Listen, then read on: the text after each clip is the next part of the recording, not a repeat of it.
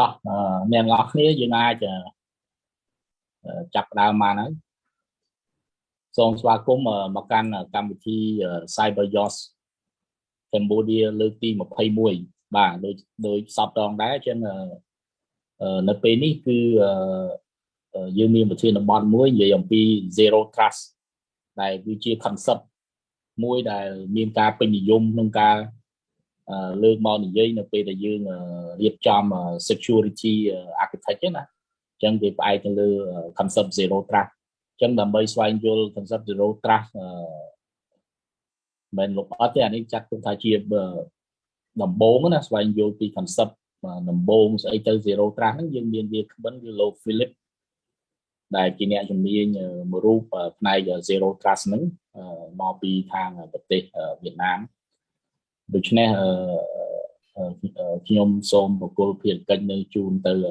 lô Philip to đèn đòn. Yeah, Philip, let me introduce you. I already introduced you a little bit. So now I hand over the floor to you. You can introduce more about yourself and then jump ahead to the topics. Yeah, we can see your screen clearly. Okay, thank you. Okay, thank you very much, Bongba Frederick, and thank you very much for Cambodia Cybersecurity Community and Youth Cambodia for allowing me to get in touch with you and discuss with you about Zero Trust, right? So I believe a lot of people already heard about Zero Trust before, I guess so. But Zero Trust is a lot of things, right? And I've been dealing with Zero Trust for the last 7 years. I still keep refining it every day because a lot of things are coming to the pictures. So happy to share with you some of my practical approach today as well, right? So this is a little bit introduction about myself. I've been having 20 years experience in ICT and cybersecurity industry. I also have Master of Science in cybersecurity and focus on executive leadership in information assurance. I'm also the one of very first Zero Trust strategic certified by Forrester since 2019. My daily job is as a solution architect and Office of the Chief Security Officer for Asia Pacific and Japan as global cybersecurity leaders. Besides that, I also involved a lot in the building the community and also helping the kids to be involved in cybersecurity in Vietnam as well, and been driving activity across Southeast Asia together with Bong Phan. So I'm a key founder and advisor for the Cloud Skill Alliance Vietnam community and chapter, and also co-founded the CISO Club VN. Currently as a board advisor for Cybersecurity Vietnam as well, right? And I was used to be one of the board judge for ASEAN CIO CSO Award from 2015 to 2017, organized by IDG, right? So you can, I have a personal website. You can take a look at that, and also can be, get in touch on the social media with my hashtag, right? It's a tech farmer, right? So this is my journey. I've been involving with Zero Trust for the last 7 years. Also from the theory concept to the architecture design to the Zero Trust project implementation and deployment, right? And also assessment and review as well. So in August 2019, I've been certified as a Zero Trust strategic by Forrester, one of the very first Zero Trust strategic in the globe. And I also have my own, Zero Trust index, right? And I put it on my website.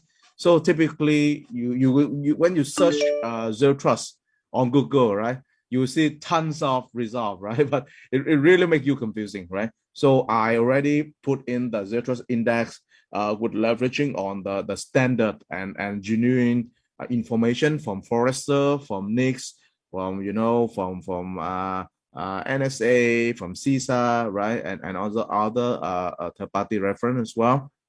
trusted third-party reference, so that you can take a look and read about it and have a true understanding of zero trust.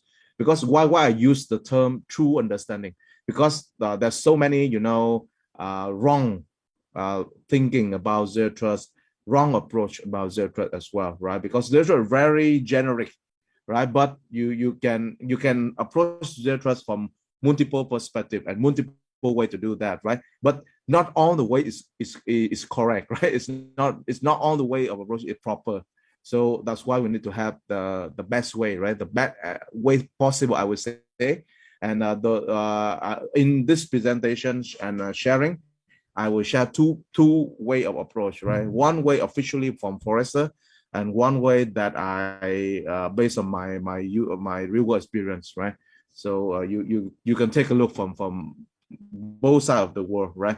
From Forrester and also from myself. Okay. So the topic today, I will talk about the zero trust concept first, right? And then we will move to third part, is some key takeaway, and we'll go for the Q&A session, right? So let's move to the concept first. Okay. So a lot of people ask, what is zero trust, right? So zero trust, let me remind, zero trust is not a product, right? Zero trust is not also a solution. Zero trust is not also a single technology, right? On this concept is wrong, right? Zero trust is at first a security strategy, right? Designed by Forrester, by Mr. John Kindervat in 2010. So the idea of zero trust from very first beginning to use this concept to prevent the data breach, right? And prevent data breach is the top-notch priority of business for every organization, right? Because when you got the data breach happen to your organization, right, a lot of bad things happen together, right? You see that in several cases in the past about the case of a big hack, right, and a big data breach. You see that the C-level, right, the CEO, the CIO, the CISO is on gone, right? Then the organization also facing with the fining from the government agency, right, and the law enforcement as well, million of dollar USD, right? And the third part is that you can get involved into the lawsuits or the because of your user or your subscriber, because in the data breach, the data also consists of the privacy data of your subscriber, right? And once they know that, they have right to sue you, right? Because there's a privacy law and regulation, right, to support them. Let's say the GDPR or the CPPA, right, is all there to support the subscriber, right? So and not to mention that if your organization is on the stock exchange market, then you will see the value of the share keep dropping, right? And the market cap also keep dropping altogether. Then the organization will lose a big amount of money as well, right? So no one from us want to face the data breach situation, right? So but in order to prevent that, right, we need to do a very important thing. Remember in the past, why all of this data breach happened? Because we still rely heavily on the model we call the trust model or the trust concept, right? So this trust model, this trust concept, working based on the philosophy that we believe, we trust on the users, our internal users, our internal devices, our internal requests, our internal application, right? So on and so forth. So everything that related to internal, we trust. Because we trust, we just allow it, right? We even allow it access everything and everywhere, right? So because of that, the data breach very easily to be occur, and also very easy to be successful, right? So the concept of zero trust is that we never trust, right? We need to verify, and we need to eliminate this implicit trust, out of the digital system of our organization, or even in a digital world, right? So the ways to do that is that we never trust. That's why we consistently verifying everything that is not only internal but also external. So no, there is nothing such trust in this digital system. When we're talking about digital system, we need to talk about the internal and external. We talk about the interface with the third party, the partner, the contractor, or the subscriber as well, right? So because all of these factors will interact with our digital system, right? So we need to make sure that we need to consistently verifying all the users on the devices, the data, the application, the digital access, right? And also the services across on the location of our organization. So this is the very short and sharp recap of what is zero trust and also the way that zero trust will shift and change the way we treat our user, devices, data, application, access, and services. A lot of things have been changed, right? So let's talk about some history and momentum of zero trust, right? So in 2008, zero trust first introduced by John Kidavat, right? And he been mentioning about this zero trust in a series of speaking public event in US. And after that, 2 years later, zero trust white paper first launched after the research and validation by John Kidavat and Forrester. 10 is the years that the zero trust were born, right? So up till now, so zero trust have been in the market for 11 years, right? So now it become very mature and very useful and become one of the gold standard when we talk about the cybersecurity strategy. And I can even tell that this is the first and the only cybersecurity strategy indeed, right? At this moment, right? And after its launching in 2010, in 2012, the first zero trust network deployed at a defense contractor, right, and also a major manufacturing company as well. So you can see that the organization quickly adopt zero trust, right? But the zero trust at that time is very much focused on the network. That's why we call zero trust network, right? At that time, right? But now we have the whole zero trust architecture. I will talk about that earlier. But in 2012, it's the first zero trust network, right? And in 2014, then Google also adopt zero trust and say the CIO should build zero trust infrastructure, right? And they adopt zero trust and custom the zero trust concept and make it like a beyond COP, right? Architecture that they have today, right? Within the same years, Netflix announced the adoption of zero trust as well, right? So everyone knows Google, everyone knows Netflix, I believe, right? In 2000, actually, Coca-Cola is also one of the very first manufacturing company that adopts zero trust as well. And in 2016, they also announced the official investment in zero, which means the bigger investment in zero trust. And but the key highlight in 2016 is the case of the OPM breach, right? So the Office of Personnel Management of the US government. And you know that in this OPM breach, around 4.5 millions of record, right? A data record was stolen, and also included the personal profile of even the director of FBI as well. So the U.S. House of Representatives, right? After that breach, they request to have a different approach for the OPM environment first, and later on moving a little bit for some government agency inside the U.S. government, right? And this is the first, I would say, the first government, first zero trust adoption for the government and an agency as well, right? In 2018, Forrester launched the Zero Trust Extended Ecosystem Framework. So in short, we call it ZTX, right? And this is still the latest version of the Zero Trust at this moment, right?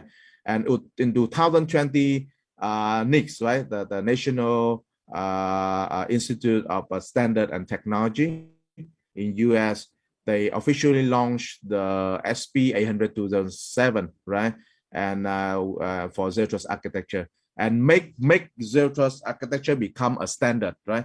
So there's a different thing that between the concept, the framework, and also the architecture and the standard, right? I believe you already know about that, right? So talking about the framework, which means that this is the one that you should do, right? But that actually there's nothing to measure the outcome and qualify the outcome to make sure that you meet the requirement, right? The outcome requirement as something like standard, right?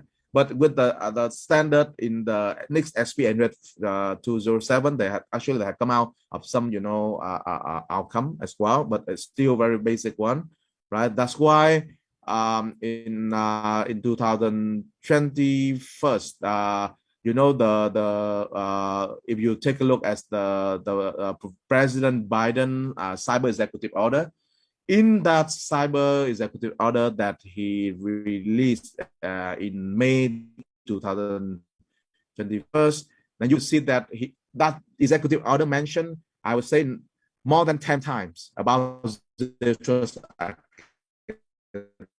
ZTA, right? And right after the executive order, they also launched the Zero Trust reference architecture. Right after that, I think 2 weeks. Actually, the DoD's Zero Trust reference architecture, they've been researching and build this reference architecture since February 2021 as well. But they still is a draft release, right? So they launched the official release after the executive order announcement, right? In the September 2021. The CISA and also U.S. government agency in charge of infrastructure and security, right? Released what we call the Zero Trust maturity model, and it's still in the draft version. And now they open for public review and comment up until the end of this month, that would mean the 1st of October. So normally, this Zero Trust maturity model is very much for the government agency, right? But you and also organization can take a look at this Zero Trust maturity model and try to study it, because talking about Zero Trust, you will see later on maturity level is very important, right? It's one of the key criteria and the milestone of your Zero Trust journey, right? So we need to understand how the maturity model is working, right? So this is the latest update for the Zero Trust history, right? So let's move to what we call the latest one of Zero Trust, the Zero Trust Extended ZTX framework, right? So when we talk about this, is also update from Forrester, just to re-emphasize, right? So you will have 7 key core pillar, right? That or 7 key component, right, in this framework. Which is, if you see that, right, the data is in the center of this framework. So this framework we call data-centric framework, and it's very well aligned with digital transformation, because at the digital transformation framework and journey, you will see that the data is also data-centric, right? The key pillar of the digital transformation is also the data, right? Everything will be based on data. We analyze the data and we provide the decision, right? We make decision based on the data analytics result that we have, right? So the data is very important. We need to understand, the data categorization, the schema, the data insight, right? And also whether you have encryption and under control over it as well, and so on and so forth. So that kind of data is the first and foremost in this ZTX framework we need to take a look at, right? Then you also have the other copula, just like people, right? So some people call it identity, right? But I still prefer to call it people, because people are not just only identity, right? Identity is a subset of people, frankly to say, right? But because they say that, okay, that's fine, but okay, let's use the people here, right? Because it's a standard term from Forrester, right? So you're talking about the people, identify the users, right? The identity, the digital identity, and also the association about the authentication and authorization of the people, right? As well, right? And also you need to monitor that users, log in, log out time frame as well. So on this thing is more on the control that I will be talking a little bit later on, right? We also have devices, right? So talking about devices, devices is very interesting thing, right? When we talk about in the old day, when we talk about devices, you might think it's just only the laptop we use, right? Or even it's a Windows laptop, it's a Mac laptop, right? Or even some cases Linux laptop. But it's not always the case. So now we have more devices. For instance, you have more mobile device, even as iOS or Android, and you also have IoT devices and also devices, right? And talking about some of the we call the virtual devices, just like you have a virtual desktop infrastructure, VDI, right? So that one also is a device, but it's a virtual device, right? So a lot of various things of devices in this terminology, right? So we need to be aware of that. Or even if let's say your virtual server can be considered as a device itself, we call virtual device as well, right? So we need to make sure that if we can have way so that you can control the device, you need to make sure that we can validate the device quality in terms of whether we can isolate it or secure it, right? Whenever the devices access to our key corporate resources, right? And the network here also very interesting. Talking about the network, right? It's not just only the physical network, right? You have, now you're talking about what else? You have to talk about SDN, software defined network. That's why we can give you virtual network. It can give you cloud network, and even now you have a latest network we call containerized network, right? Or when all the container part talking to each other on top of the containerized engine, right? Then it will create a new way of the network, right? So on and so forth, and the network technology keep changing as well, not to mention. So this network now become very complex, right? And we need to be aware of that, and we need that whether you can have the control over the network, just like the segmentation, isolation, right, and also the security enforcement, right, on each part of the network as well, right?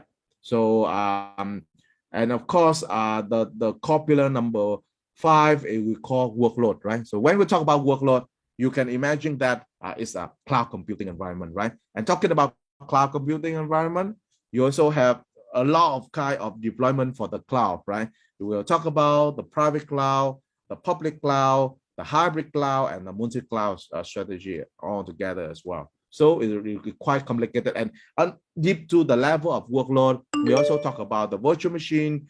We'll talk about the the container and also the serverless, right, environment as well, right? So we need to have the proper control on that. And of course, like what I mentioned earlier, we cannot trust, right? So we need to make sure, we need to verify and validate the workload every time, right?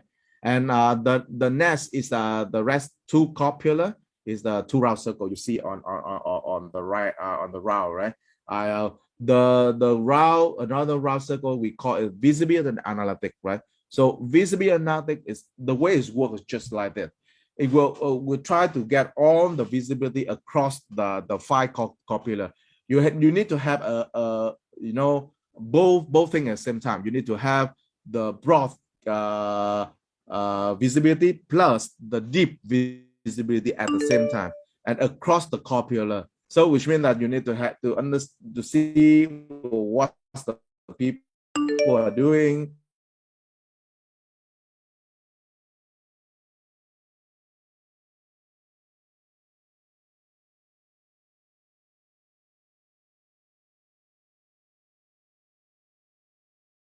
On top of that, and not just visibility, the analytic part is also very important, right? Where you will apply the AI, artificial intelligence, ML, machine learning, to the data, to the information that you gather, to the visibility that you have across the copula, and try to identify the anomaly incident, right? Something that not usual, not common, is an anomaly things, right? Then you will trigger that incidents, and you will see but you need to see the incident in different way. You need to see the incident in a prior time manner, which means you will know which incidents is the high risk, which medium is the medium risk, and which incident is the low risk, so that you can, you know, prioritize and shorter the mean time to detection, shorter the mean time to respond, right? MTTD and MTTR that we talk about in the SOC, the Security Operations Center, right? So you can leverage on this and fit that incident into the automation or orchestration, the last circle, so that you can even automate the, you know, the incidents and respond to that, right? You can automate the SOC analytics assigning, you can automate the K assigning, and you can automate the you know, the actionable event, right? Back from that automation orchestration back to the people, back to the devices, back to the network, back to the data, and back to the workload automatically, right? So this is what the ZTX framework is working, right? So and I need to highlight, because a lot of people say, wow, I'll take a look at the Zero Trust Extended Framework. I don't see the value or the differentiator of the model that I used before, right? Because you don't really understand what is Zero Trust, right? If you follow what I say earlier, it's very key, because the visibility is different, right? The analytics, you need to have analytics across the whole environment, across the copula, not just a subset of the whole environment, right? And you need to do it automatically, right? If you cannot do it automatically, don't tell it's Zero Trust. Automation is a key pillar of Zero Trust, which means you need to do that, right? All the things that I mentioned automatically, right? If you cannot do it automatically, then sorry, it's not Zero Trust yet. Okay. Okay. So in August 2020, NIST also launched the SP 800 2007, right, and make it like a standard. So everybody talking about that, right? So I have a quick recap here of some of the key focus for the ZTA, Zero Trust architecture, in the NIST SP 800 2007. You can download it free from NIST website, right? Later I can share you the link to download that as well. Or you can search on Google, right? It's a public. So if you take a look at this NIST SP 800 2007, you'll see it will try to map back to the ZTX altogether, right? So you will talk about the, you know, the identity governance, and you're also talking about, which is the people, right? You talk about micro-segmentation, is the network. You talk about the network infrastructure and software-defined perimeter, SDVP, also the network portion, right? Then talking about the devices, you're talking about the device application sandboxing is also at the devices level, right? Then you're talking about the workload, the multi-cloud or the cloud to cloud enterprise is a workload, right? And you also talk about the stolen credential or insider threat, right? Is also related back to the people, and the visibility on the network is the last part, right? The visibility, analytic, and automation orchestration, right? So it will map back to the ZTX, but it's a little bit more detailed, I would say. If you read the ZTX, right, it's quite very generic. Then this Zero Trust architecture is be more detailed, but to me, around 44 pages is still very high level, right? But it's still better than the ZTX, because now you have more info, right? Right. So the question is why a lot of organization on the world is aggressively adopting zero trust. There's some benefit, of course. If there's no benefit, then I believe there's no organization will adopt zero trust for sure, right? So we have I have taken a reference from Forrester for what we call the 8 benefit of business and security, right, of zero trust. So if you see the color here, right, the blue color is the benefit, is the security benefit, right, and the green color is the business benefit. I try to put the color so that it's easier for you to differentiate, right, between the two. So talking about security benefit, right, very easy, because zero trust is security, right? So it's cybersecurity. So if it had to bring the cybersecurity benefit for sure, right? So if you take a look at the number 1, it say, oh, it improves network visibility, breach detection, and vulnerability management, right? Yeah, of course, it's a security benefit. Or number 2 is stop malware propagation, for sure, right? We need to stop the malware, right? Even no or unknown malware, we need to stop it, right? And number 7 is it will stop the exfiltration of internal data into the hand of malicious actor, right? So this is if you take a look at the attack life cycle, is the last stage of the attack life cycle, is we call data exfiltration, right? And the zero trust also have to stop that phase in the attack life cycle, right? But the bigger thing that zero trust bring to the organization is the business benefit, right? And that's how it's well designed from scratch, from very first time when John Kidovet built it, right? Created. It's mentioned that number 3, it will have to reduce both capitals and operational expenditures on cybersecurity. Yeah, this is proven, right? When we talk about CAPEX and OPEX, right, and total, we combine together, we call it TCO, total cost of ownership, right? Zero trust really reduce the TCO, and that's not only the reason about the theory concept, but Forrester already conduct what we call the total and economic impact of leveraging zero trust with a lot of organizations all over the world, and the result, right, come out is also reflect this benefit as well, right? And I will explain more detail about this when we talk about the zero trust ecosystem, right? That will show you more clearer why we can have to reduce the TCO, right? Number 4, we talk about how zero trust can reduce the scope and the cost of compliance initiative, right? So typically, because when you start with the zero trust, you need to define the protect surface, right? I'll talk a bit more that later as well. But when you define the protect surface, you will map that protect surface with the compliance initiative that you want to achieve.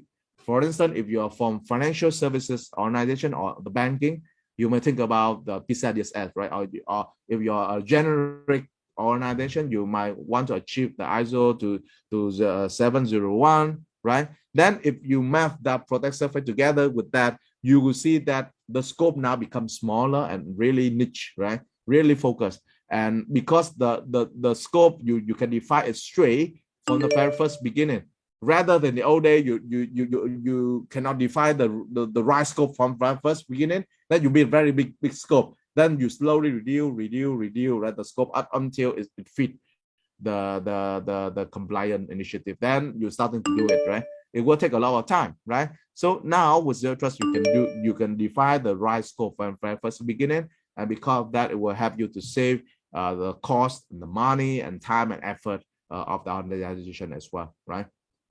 Number 5 is very interesting. Number 5 is we say that the zero trust will have to eliminate the inter-silo finger pointing culture inside the organization, right? So this is true. I'm not too sure if this happened in your organization or not, but a lot of organizations that are being working with for the zero trust strategy and architecture. When I talk with the CISO, then I try to gather the different team inside the IT organization to sit down together to define the protect surface and the transition flow to build a zero trust architecture.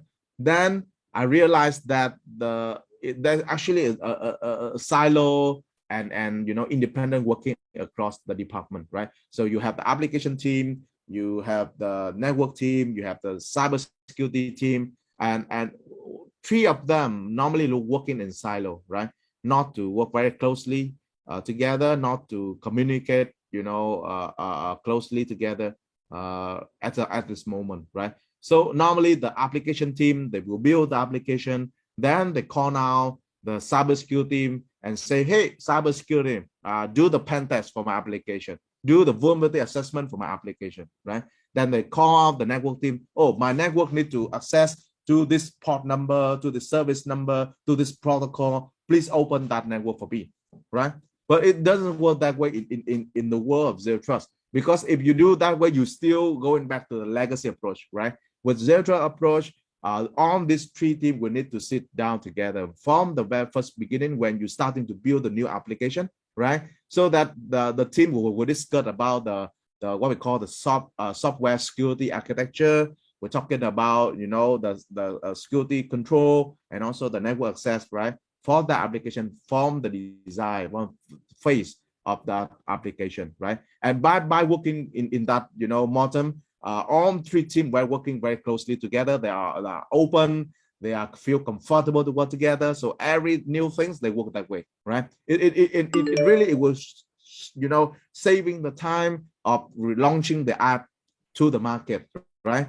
And accelerate the go-to market of the application will have to bring the advantage, by business advantage and benefit to the organization as well. You will be very more competitive in the market, right? And you're confident to do that because now your application is safer, because all three teams work together from the very first beginning, right? They will address all the possible risks in that application early on, right? So that you can have your risks will become very smaller, right? Compared to the legacy approach, right? And the nice things of this one is also the follow-up.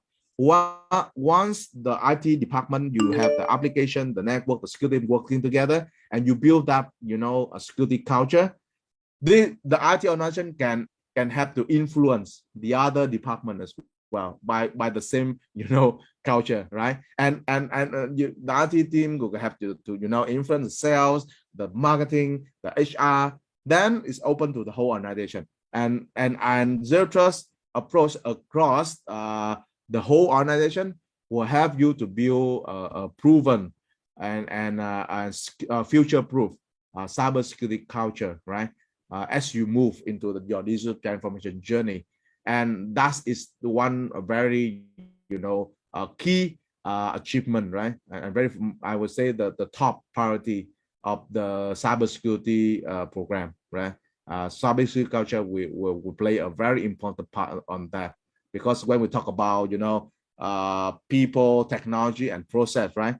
People is the more important, because the first, right? People who are the one who define processes, people who are the one who evaluate and choose the proper technology, right? So we need to make sure that the people have a proper, right, awareness and a culture for cybersecurity across our organization. And zero trust is helping that way to accelerate the security culture building, right, for organization. Number 6 is increase the data awareness and insight. Of course. Yeah, Philip, maybe Yamin, I saw Supat is raised hand so far. He might be have a question during your talk. Yeah, so, sure. Sorry. So far, you can open microphone and asking directly what is your concern or question. Sorry, sir, just I choose to click. So please go on. Okay, please go ahead. He said he just click on it. Yeah. Okay. Okay, sorry. Actually, I cannot hear him clearly as well. Yeah. Yeah, his line is breaking up. Okay, never mind. Let's go. You can still put in the question in the chat as well, right? So later when I finish some part, I can also take a look at the chat and to see the question as well. Okay. So let me move on. Number 6, all right, is increase the data when it's inside, of course, because now you know the data, right, better than before, because when you data is an important part of your protect survey, right? And when you define your protect survey, you know where is your important and critical data that you should focus and protect, right? Normally we call it the crowd zero in the organization, right? So we can prioritize and focus building the zero trust approach on top of that critical data that we need to protect, right? And number 8, it straightly said that the zero trust have to, you know, enable digital business transformation. Yeah. So zero trust and digital transformation well aligned together, right? The zero trust supporting and securing your digital transformation journey for sure. Especially when you talk about digital transformation, you are starting to use a lot of cloud adoption, right? And talking about cloud, when you think about cloud, you need to think about zero trust, because you were starting to put your data, your application, right, and on top of the cloud service provider. And the question is, can you trust the CSP? Can you trust the cloud service provider? Of course not. And because you cannot trust, right? And even they also give you the what we call the cybersecurity sharing responsibility as well, model as well, right? So you cannot trust them because you need to protect your data because it's under your responsibility, right? So because of that, zero trust, you need to enforce zero trust from very first beginning when you adopt cloud, right? That's the way. There's no other way. Okay. So let me quickly to so this is on the concept, right? So let's move to some practical approach here. Okay. So we talk about some kind of the Forrester also give you the practical guide to the zero trust implementation as well, right? So one of the 3 things that I mentioned, Forrester mentioned in this practical guide is that you need to define the detailed roadmap. Yeah, of course, the zero trust is a framework. Use this framework to set your overall zero trust strategy. You need to define that, right? And make sure that when you define this strategy, you need to have both the business and IT stakeholder in the development of the roadmap, right? So from business side, you need to make sure that the BOD also aware of that and endorse and sponsor for your zero trust strategy on roadmap. You need to get the C-level, right? The CIO, the CEO, or in some cases CFO together with you, right? So that they aware of this zero trust strategy and roadmap, and the one who prepare and approve the budget for you, right? Because after that you need to build the zero trust project, right? And the project need to have funding. The project need to have the budget to fulfill and to run and to achieve the goal, right? So the money sponsoring, right, is very important, right? That's why you need to have the people who can make decision for the funding of your zero trust project, right? And also in terms of the IT people, you also need to have the application team, right? And the business analyst team as well, if possible, so that you can understand the business process, right? And because one, you can understand the business processes, you can easily to map it into transaction flow of zero trust, right? You also need to have the architect people together in this as a related stakeholder in development of the roadmap as well, right? And you can see that if there's any interdependencies within the on the project, right? Actually, the zero trust project, you can put it like a single project, or you can put it together with the business project all together, right? So for instance, you launch out the new application for your business and you call it as a new application business project, right? Then one of the best way to achieve zero trust is that you can put in zero trust inside that business project and make it happen all together with the application. So when the new application project is done, you already fulfill some portion of the zero trust strategy and roadmap together with that application project, and use that application project as a sample of success, right? And bring it back to the BOD, bring it back to the C level and to say, hey, we are doing the project, the Zero Trust, together with this application project, and it's successfully, right? It is successful. One, so why should we explore and expand this success, right, across the other project and also across our own environment, right? Across all the location of our organization, right? So we can use one sample success of the project, right, and develop and expand the Zero Trust roadmap and strategy from that as well, right? If we wish to do so, right? And talking about the second part is the maturity level. This is very important because without the maturity level, the organization will not know where they are in the Zero Trust journey, right? Because Zero Trust journey just like it's a long-term journey. It will stay together with the organization up until the organization disappear and no longer in the business, right? So as long as the organization is there, the Zero Trust will be there together, right? So, but we need to make sure that we know where we are and we know where we head to, right?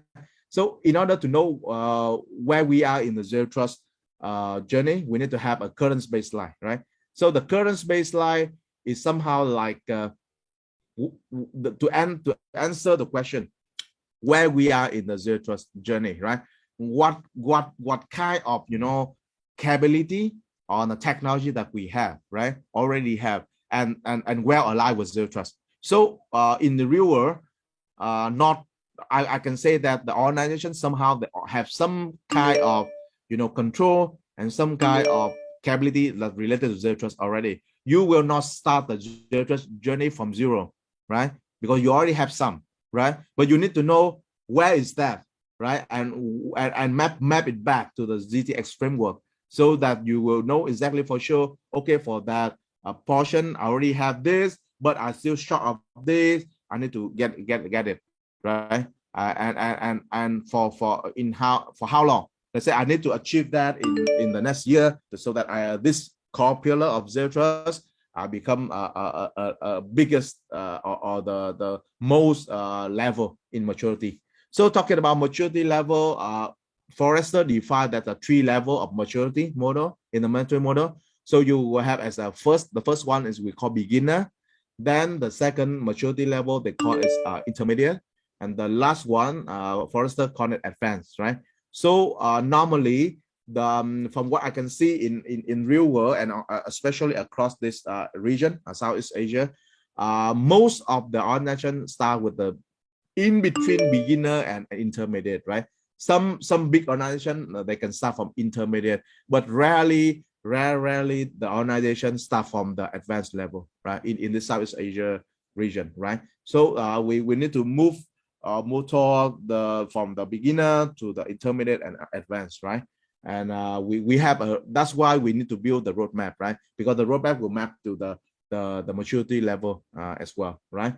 So after you have the baseline, you know for sure what else that you need to get into the picture, right? So you can move your maturity level from beginner to intermediate and to advanced, right? And of course, by doing the one of the best way to do that is to perform what we call the Zero Trust maturity assessment, level assessment, right? So it's not only have you the baseline, the current baseline, but it also help you to see your existing capability and also some business initiatives as well, right? Because talking about Zero Trust also link it back to business, right? And because that you can set your design maturity state, right?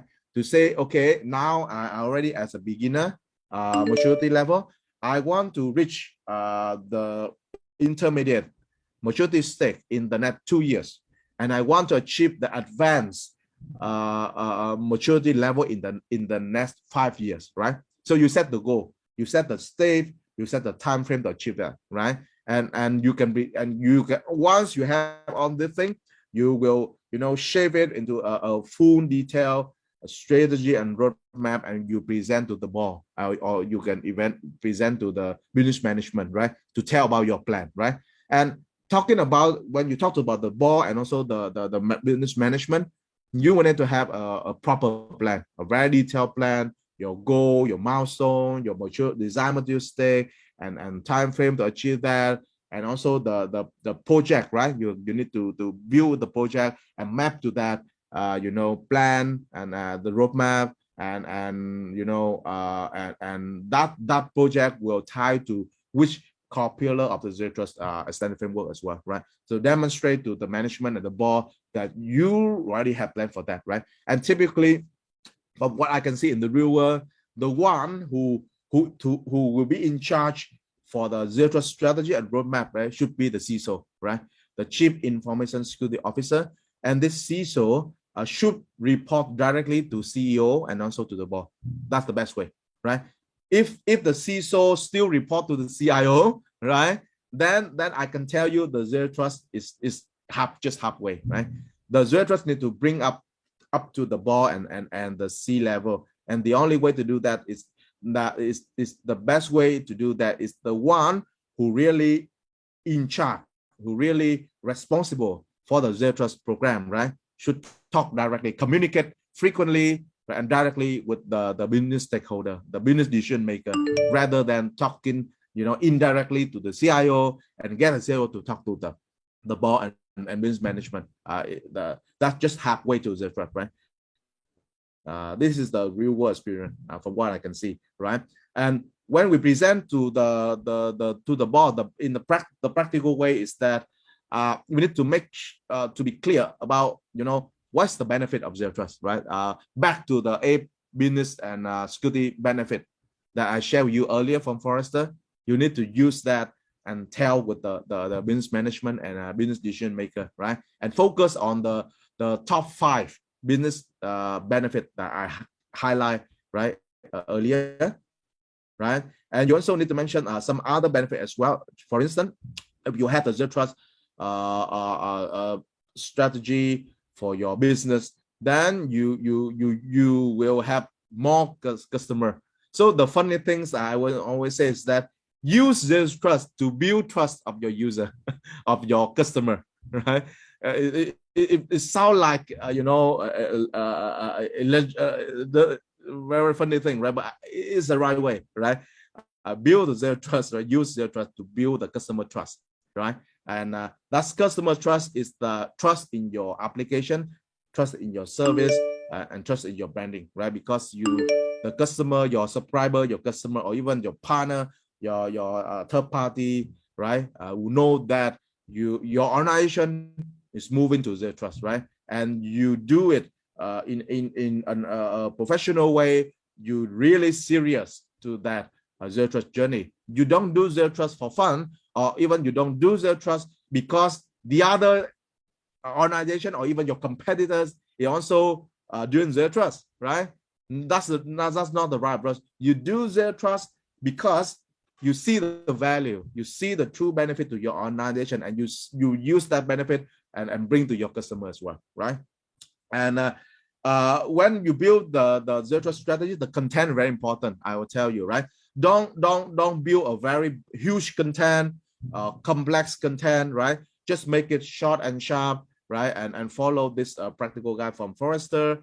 Highlight the key strategy, highlight the roadmap, highlight the baseline, highlight the existing one of the Zero Trust capability that we already have, right? And set out the very clear the maturity stake and the time frame to achieve that, right? And action plan. You can even asking for the funding, right, of the project, and you can have a proper I would say a budget, right, allocation for that, right? So of course the with Zero Trust you can do a good thing, because now you can translate the capability, or I'll call it Zero Trust capability, but some people call it technology. Okay, that's fine, because technology is very easy, very, very familiar to us, right?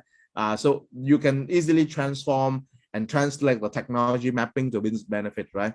Because now you have Zero Trust, and you have the framework, you have the architecture to deliver it, right? So everything will now become very clear. So this is on the practical guide to the Zero Trust implementation and from Forrester. There's the document about that, but that document is it's not free. Foresters sell it, right? For amount, for some amount. I'm lucky to read it, so I can have some, you know, recap here for you. So okay, so but to me, the practical guide from Forrester is still a little bit not so much on low level yet, right? You still in the middle, which means it still come into a little bit detail, but it will not tell you okay, what should you do, which action you should take, right? Which one you should do first. They didn't tell you that. They just allow you to do everything that you want, as long as you can meet some requirement about the maturity level. In the maturity level, they don't even, you know, describe the detail, you know, bullet for you as well, right? So that's why I say for Zero Trust, the key challenges of the organization when you adopt Zero Trust is that there's no silver bullet, right? There's no silver bullet for you to follow to achieve Zero Trust. You are freely, you know, on your own, by your way, right? As long as you can map it back to the ZTX framework. You can map it back to the Zero Trust architecture from NIST SP 207, and you can, you know, map it back to the maturity level, 3 maturity level defined by Forrester, right? So it really, from my point of view, is really still very hard for an organization to adopt it, because sometimes we still don't know what should we do, right? Especially what should we do first, and why should we do, right? We need to answer this kind of question, right? It's really hard to do that, right? So that's why I'm thinking about that. So I say okay, based on my you know, engaging with Zero Trust and also organization. So there's some, I also have my personal practical guides to approach for the Zero Trust implementation that I'm sharing with you today, right? So this my practical guide will be divided into 2 levels, the high level and also the low level, right? So why I need to do it in 2 levels? Because when talking about the high level, sometimes I talking with the CISO or CIO, they already follow the Zero Trust as ZTX, right? But they feel, wow, I know this core pillar, I know what I should do in general, but I need to have some, you know, high level instruction, right? So I can follow that and use that as a key metric to measure my adoption of Zero Trust. And also because of that, I can, you know, assign the some, you know, tasks and activity to my team, so that my team can follow up on the low level approach, right? So with as a high level, that's a 5 step that I always recommend to the CISO and CIO, right, or the management, is that the first one, you need to make sure that Zero Trust has to be on top as a strategic level, right? Don't build Zero Trust from the ground up, from the bottom to the top, right? Zero Trust, the most effective way to build Zero Trust is that you need to do a top-down approach, right? Where you need to make sure that the BOD, the business management, have to understand what is Zero Trust, what Zero Trust can have to organization, what benefit Zero Trust can bring to organization, and they endorse to Zero Trust, and they buy in with Zero Trust, and they support and sponsor for Zero Trust. Once you have that, right, at a strategic level, it's very easy for you to follow up the next step, which is building, leveraging on the strategy, mapping with the business strategy, and to build your Zero Trust architecture, right? So you're starting to put in a proper control to the architecture, right? And in order to cover this Zero Trust architecture, you need to think about building the Zero Trust ecosystem, right? So this Zero Trust ecosystem is very much different from the legacy security ecosystem that you already have, right? I do believe every kind of organization, you already have some kind of legacy cybersecurity ecosystem in play, right? You might have firewall, you might have IPS, you might have web proxy. Yeah, it's a legacy security ecosystem, but it's not Zero Trust ecosystem, because later I will tell you how Zero Trust ecosystem should look like and should be built off, right? Very much different from the legacy one we have. And I would talk about the limitation of the legacy security ecosystem as well, right? But hold it for a second. Okay, let's move to the next one, right? In order to cover the ecosystem, we need to transform the way that we build ecosystem by leveraging on the platform, right? Not the point product that we used before. So when I'm talking about firewall, I've been talking about IPS, web proxy is a point product, right? It's not a platform, right? And the Zero Trust ecosystem need to build based on the platform, not the point product, right? And that's the reason for that, right? And after you choose the platform, right? You choose the platform, you define that, okay, I will use the platform, then you will ask the next question, okay, so how can I build the platform, right? The platform will be built based on the capability, right? You use capability to build the platform, but you need to make sure that you will need to have more and more capability inside one platform, right? Rather than this platform, you have one or two capability, then you have a platform, you have one or two capability, and when you combine all together, then you have a lot of platform, right? So it very much similar to the way we build ecosystem in the past, right? That doesn't work as well, right? So the platform that I mentioned here is that one platform you need to have many capability, as many as possible, right? So when you combine the platform together, you already have lost many capability to cover the whole ZTX framework, right? So which means when you build the Zero ecosystem, you don't need to have so many platforms. You can just need several platforms, right? Fewer platforms to build the ecosystem. And the beauty of the platform is also automation. I will talk about that earlier, right? So, but the way to choose the capability is that you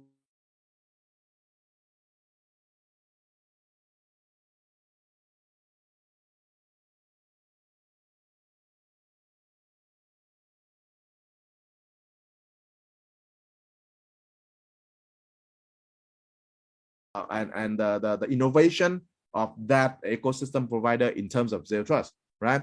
And it show you to the public, right? So then you can leverage on that. You will choose the ecosystem provider and choose the right capability and so-called technology to build an ecosystem, right? But I add in one more point here, which is very important point, is talking about this capability need to have the best support to operation. Why is so important that I put it here? I give you one example. Let's say this platform, you have 15, I'll say 20 capability of Zero Trust, right?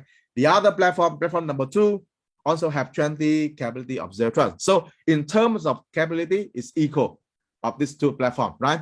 But when talking about operation, the platform number 1 can deliver 20 Zero Trust capability, but you can only, have 5 steps to do that, right?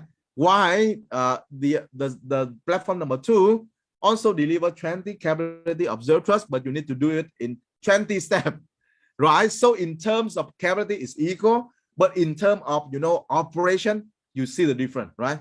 What would you prefer? 5 steps to make it done, or 20 steps to make it done? Of course, you wanted to go for the 5 steps, because complexity in the enemy of cybersecurity. Zero Trust is the same. If you do it so complex, then your Zero Trust platform will be less effective, right? And you will also increase the way that you operate your Zero Trust platform, and it will lead back to the Zero Trust SOC, Security Operation Center, where you still cannot fasten and shorten the MTTD and MTTR, right? It's still very, very long, right? And it's no longer effective, right? So that's why when I mentioned about here is that you need to evaluate the vendor, the provider, right? And make sure that they offer the most capability with the less step of operation, right? You need to make it simple for operation, right? And easy for operation. This is very key highlight that I need to mention here, right? Okay, so this is the high level. Okay, let's move on to the ecosystem, the Zero Trust ecosystem.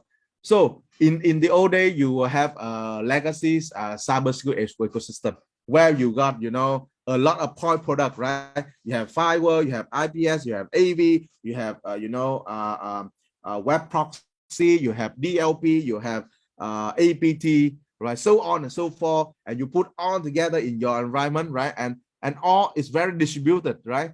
There's no link. I mean the deep link or the true link between on this component. Right? This is point product, right? And this point product is equal of to each other, right? No one plays the more important part compared to the other, right? Each one will play the important part in its over in the set of the network or in the set of the location of organization, right? Then in that the way that we build that ecosystem is a very old way, because if you still follow the path, you will see that the challenges will come to you, because the more things will come, the more you put in the single product to address the new threat or the new attack technique, right? Then at the end of the day, when you look at the whole environment and the whole ecosystem, you will see, wow, I have so many point products, I have so many policy, I have so many, you know, enforcement point.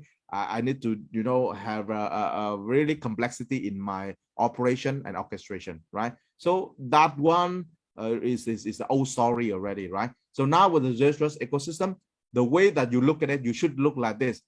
The Zero Trust ecosystem is the platform, but it's a platform, but it's comprised several platforms inside it, right? I mentioned here several, which mean maybe 1 or 2 or 3, but don't make it 10 or 20 like before, right? It can be maybe up to 5, right? But it's okay, but don't make it 20, 30 like the old day, right? Make it from several platforms. But the way we approach like that, this is from my personal practice, rather than you build everything, you know, equal to each other, is what we call the outside-in approach, right?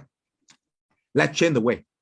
Zero Trust is the inside-out approach, which means you should build the core first, the core of the Zero Trust ecosystem, right? And this core had to be very, you know, robust, had to be a big platform, has to be have many Zero Trust capability built in inside already, right? And this Zero Trust capability had to be a best of breed capability, right? In the industry and at this moment, right? So that you very logically, when the core is robust, which means the whole platform, and when you expand it out from the inside to the outside, then you have very robust and strong Zero Trust ecosystem, and of course comprehensive as well, right? Then you're starting to put in the edge platform, several edge platform, and make sure that this core platform have open API so that it can have integration with between the core and the edge, and also the edge to the core. And not only that, the edge also, this edge platform also talk in bidirectional way with the other edge as well, right? So because you can have that capability, which means you will have a comprehensive automation capability across the whole Zero Trust ecosystem.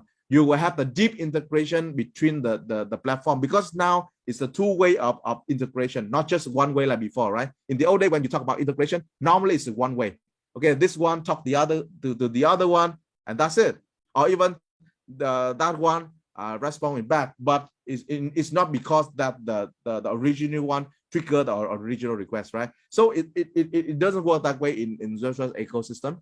In the integration need to be both way, bidirectional and deeply integrated, right? And of course between a platform, not the point product, right? And the automation here you can achieve by leveraging on the Zero Trust ecosystem, and you can automate all the things that you need. You talk about prevention, you will talk about detection and response. Right now, you can do that in an automated manner across your organization, right?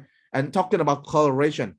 So in the old day, the silo of point product and approach, it will not share the context. It will not share the threat intel from one point product to the other point product, right? But now with the Zero Trust ecosystem built based on the platform, the threat intel and the context sharing can be done across the different platform, right? Several platform across the organization. You can also do that, right? And the last part, talking about operation orchestration. With this zero trust ecosystem, it will help you to simplify the SecOps, right? Like I mentioned earlier, you have lesser point of control or management. You have lesser sets of policy across the platform, and of course because of that you also have automation capability, so you will have a better security effectiveness. So security effectiveness is one of the very important factor that's almost forgotten in cybersecurity, right? We talk a lot about technology, we talk a lot about solution, right? But at the end of the day, we rarely asking the question to ourselves is that is the things that we're doing or all the technology that are using are effective enough, right? So the effectiveness or are we using the most of all the technology that we can have, right? So typically you have the technology, but normally you don't use it to 100%, right?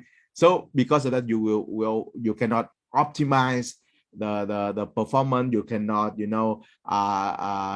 increase your security posture to the best as possible, right?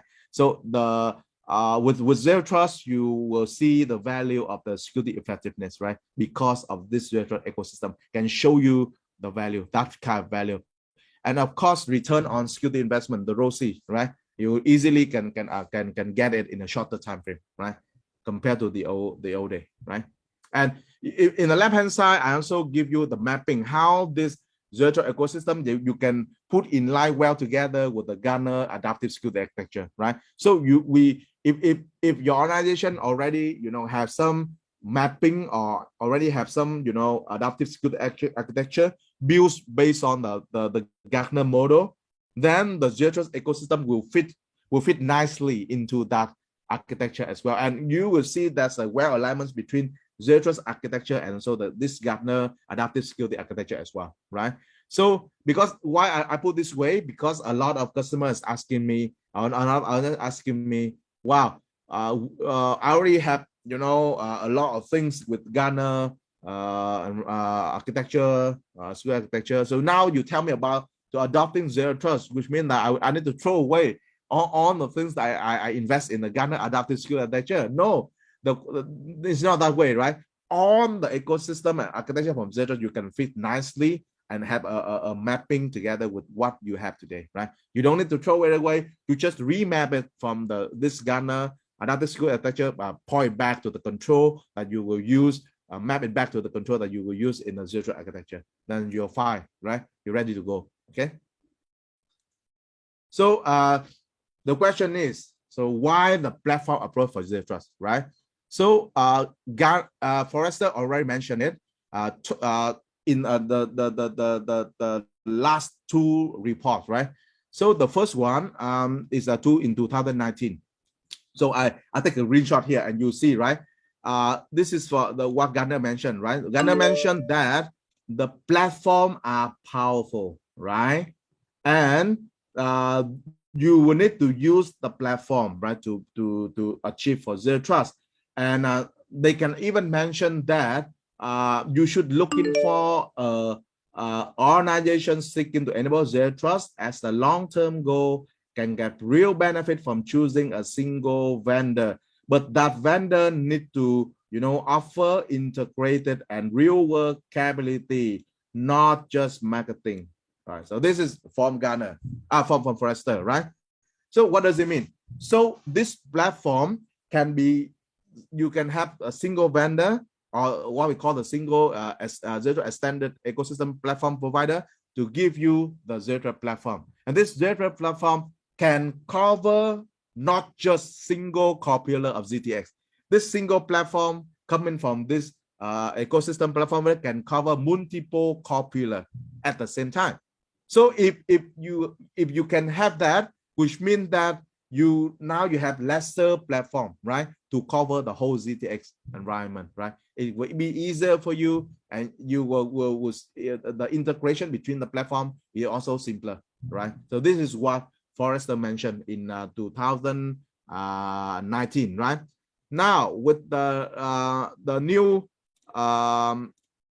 latest one of report for the zero trust extended ecosystem platform provider evaluation in 2020, right? So Ghana also repeat again, right? So if you can see from here, I take a screenshot from the first page of this report, right? If you have this report, okay, but if you don't have, later I will send these two reports for you. I have that to share with you, right? So Ghana also, Forrester also mentioned again, delivering zero trust security demand a platform, not a portfolio approach, right? So when we talk about portfolio here, which means the point product, the single product, the silo product, right? Not the platform. So this is very, you know, they re-emphasize again the leveraging on the platform to build your zero trust ecosystem, right?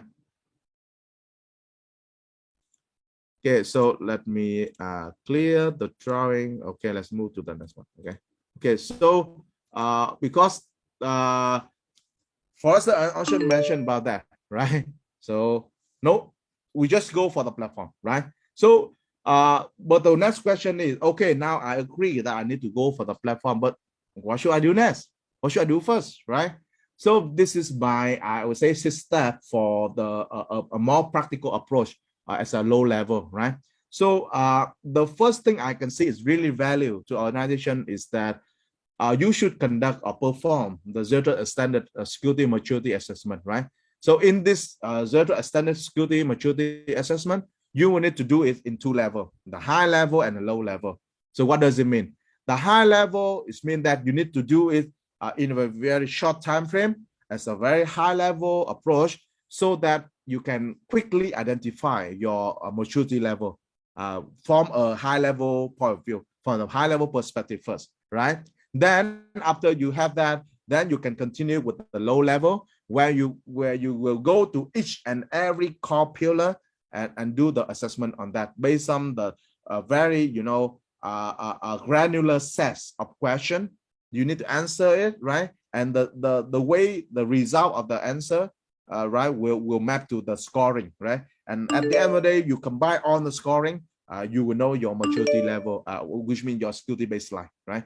So you need to do that both, right? As a high level, as a low level. So as a high level, why you need to do that? Because you also need to show that result to the board of director, to the business stakeholder, so that they will adopt and buy in zero trust, right? And the sponsor for the zero trust strategy and roadmap for you that I mentioned earlier, right? But because when you present to the management, you need to have something in to show, right? But don't use the low level assessment to show the business management, right? Use the high level first, right? Easy for them to understand and agree, right? And support our zero trust mature strategy and roadmap. Okay. Then after you do the high and low, right?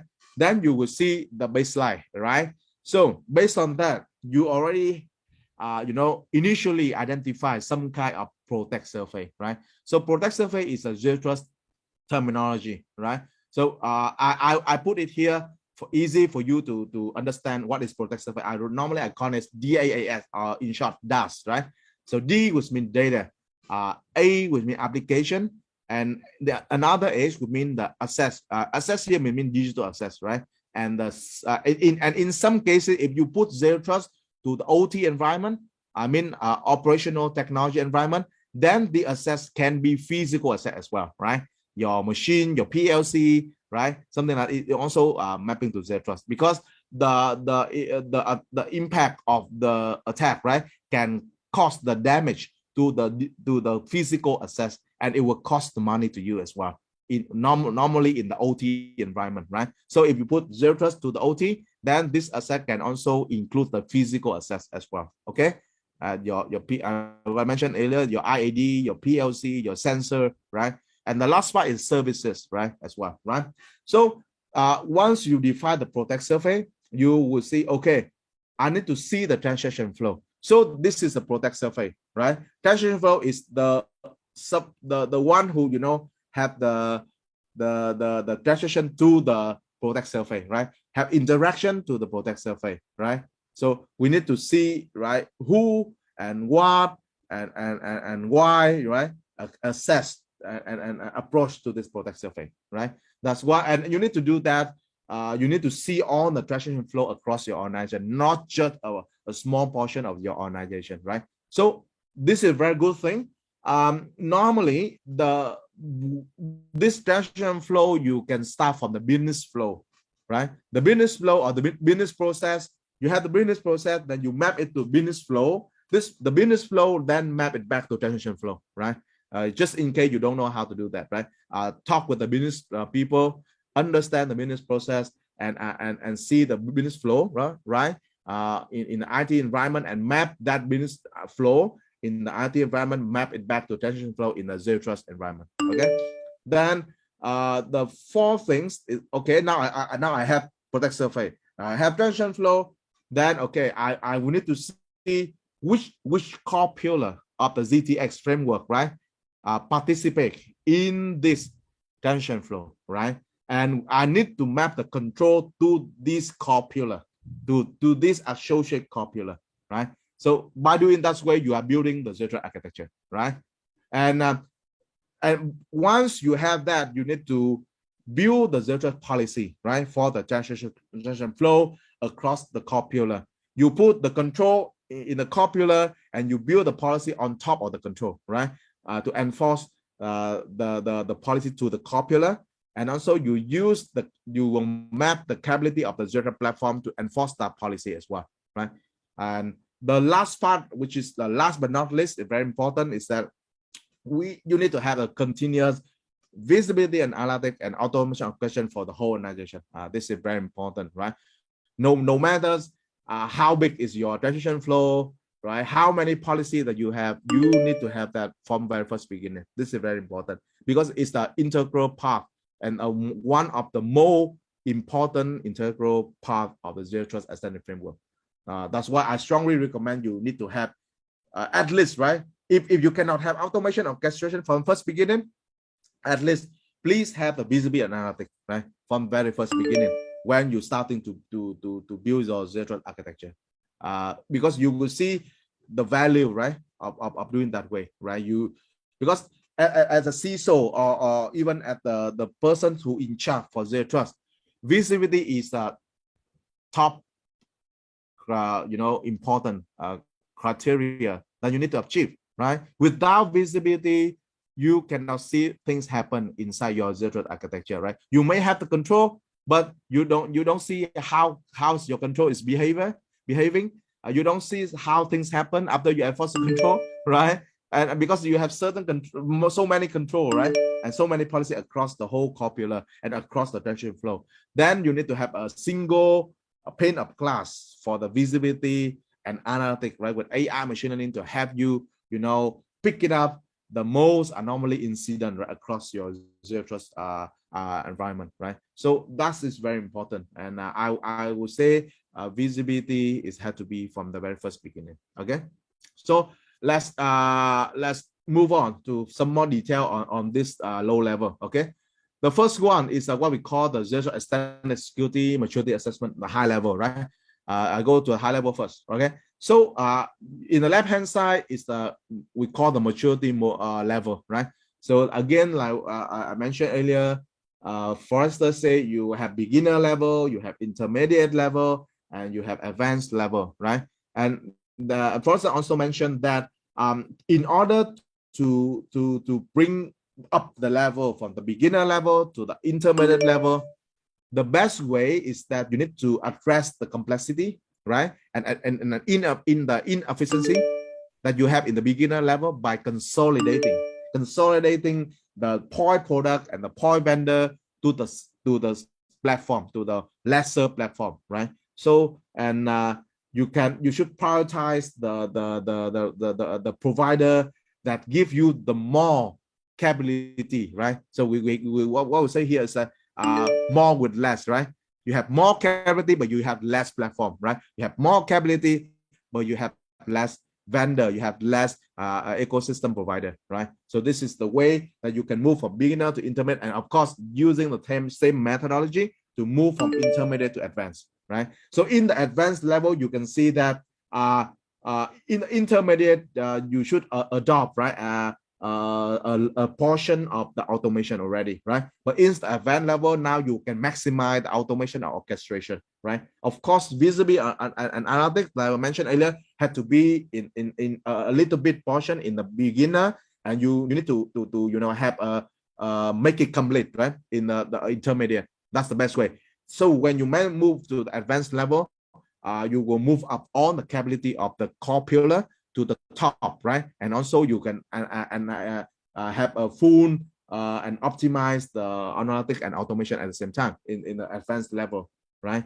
So in the advanced level, you can see that you can automate, right, the complex operational tasks, and you can automate the orchestration for the human, the analytics, right? And also the not only the human task, but also the machine task, which is the playbook, right? That you will see we will use in your Zero Trust SOC, right? To automate that and to respond back to the incidents that you see across your Zero Trust environment, right? So as the high level, there are several questions that you can see on the left, right hand side, right? So with this high level question, you need to answer. You need to give the answer to this, and I already divide into the the core pillar. You see the core pillar in the left hand side. Actually, in this one, the core pillar number 6 and 7 are already combined, right? The visibility analytics plus the automation orchestration are already combined together, right? And that's one we normally would call it the Zero Trust SOC, right? And later, right? But focus on the core pillar, like data, like network, like people, workload, and device, right? And from each core pillar, very simple, you need to answer 3 questions, right? So this is the set of questions that I give example here for you, right? Actually, it's recommended by Forrester as well, right? And you can answer that, right? So it's a very high level question, and when you give the answer, you say, okay, yes or no, or if yes, fully yes or partially yes, right? Of course, no. If we say no, it's a fully no or a partially no, right? So you can provide the answers into this question, and after that, it will map to the score as well. Let's say if you answer for data on this 3 question, you answer yes, which means, right, you have 3 points, for instance, right? Or normally you can they would say 1, 2, 3, right? Level 1, 2, 3. The first question one score 1 point. The second question is 2 points. The third question is 3 points. So if you achieve all of them, you have 1 plus 2 plus 3 within 6 points, right? So you can do that. So 6 times 6 is 36 points. So if I can tell you, rarely I can see the organization that can have 36 points from Western beginning. I never see that. I never see that across Southeast Asia with all the projects that I've been done within the last 7 years, right? So typically you can initially you can starting from, let's say, 10, 15 points, something like that, right? Or if you can achieve, let's say, at each core pillar, you only say yes to the first question, right? Which is very much on the beginner level, that you will have like 6 points, right? I later, after this session, I will give the copy of my presentation today with this question, so you can take a look on this question and give your answer, right? Have the answer for your organization, and you can see as a high level where is your maturity level. Okay. For the low level, you will do a lot of things, right? I will not put it here because that's the scope of the Zero Trust consulting partner or Zero Trust consulting advisor. They should have a very in-depth question or assessment, right? So they will sit down together with you, several hours or even 1 or 2 days, try to understand, your business process, your business requirement, and also discuss with you, and also leveraging on their detailed sets of questions, of course, mapping back to this core pillar from Zero Trust, and based on that, they are able to give you the scoring and maturity level and some guidance and recommendation how to move up from your existing level to the upper level, right? So that's one is what we call the Zero Trust security assessment, maturity assessment in the low level, right? That's one is out of my scope. It's the scope of the consulting, zero consulting partner or the consulting advisor, right? They normally they will have a service for that. Okay. So again, like I want to tell you, even Forrester can also give that service to you as well, right? So okay, this is the high level one. I will not go into each and every question, right? Because I believe we don't have time for that, right? But just an overview, right, of the question here for you already, so you can take reference later on to answer, try to answer that. Okay. Okay. So I will give you a real world sample use case, right, of using Zero Trust. So I take a very common use case that everybody want to protect the user go to internet, right? I see that request, right, in each and every project I involve, right? So it's a very frequent, very common requirement from business, right? I need to get my user to go internet so that they can access the proper application used for business. They can access the proper data and information so that they can have the productivity.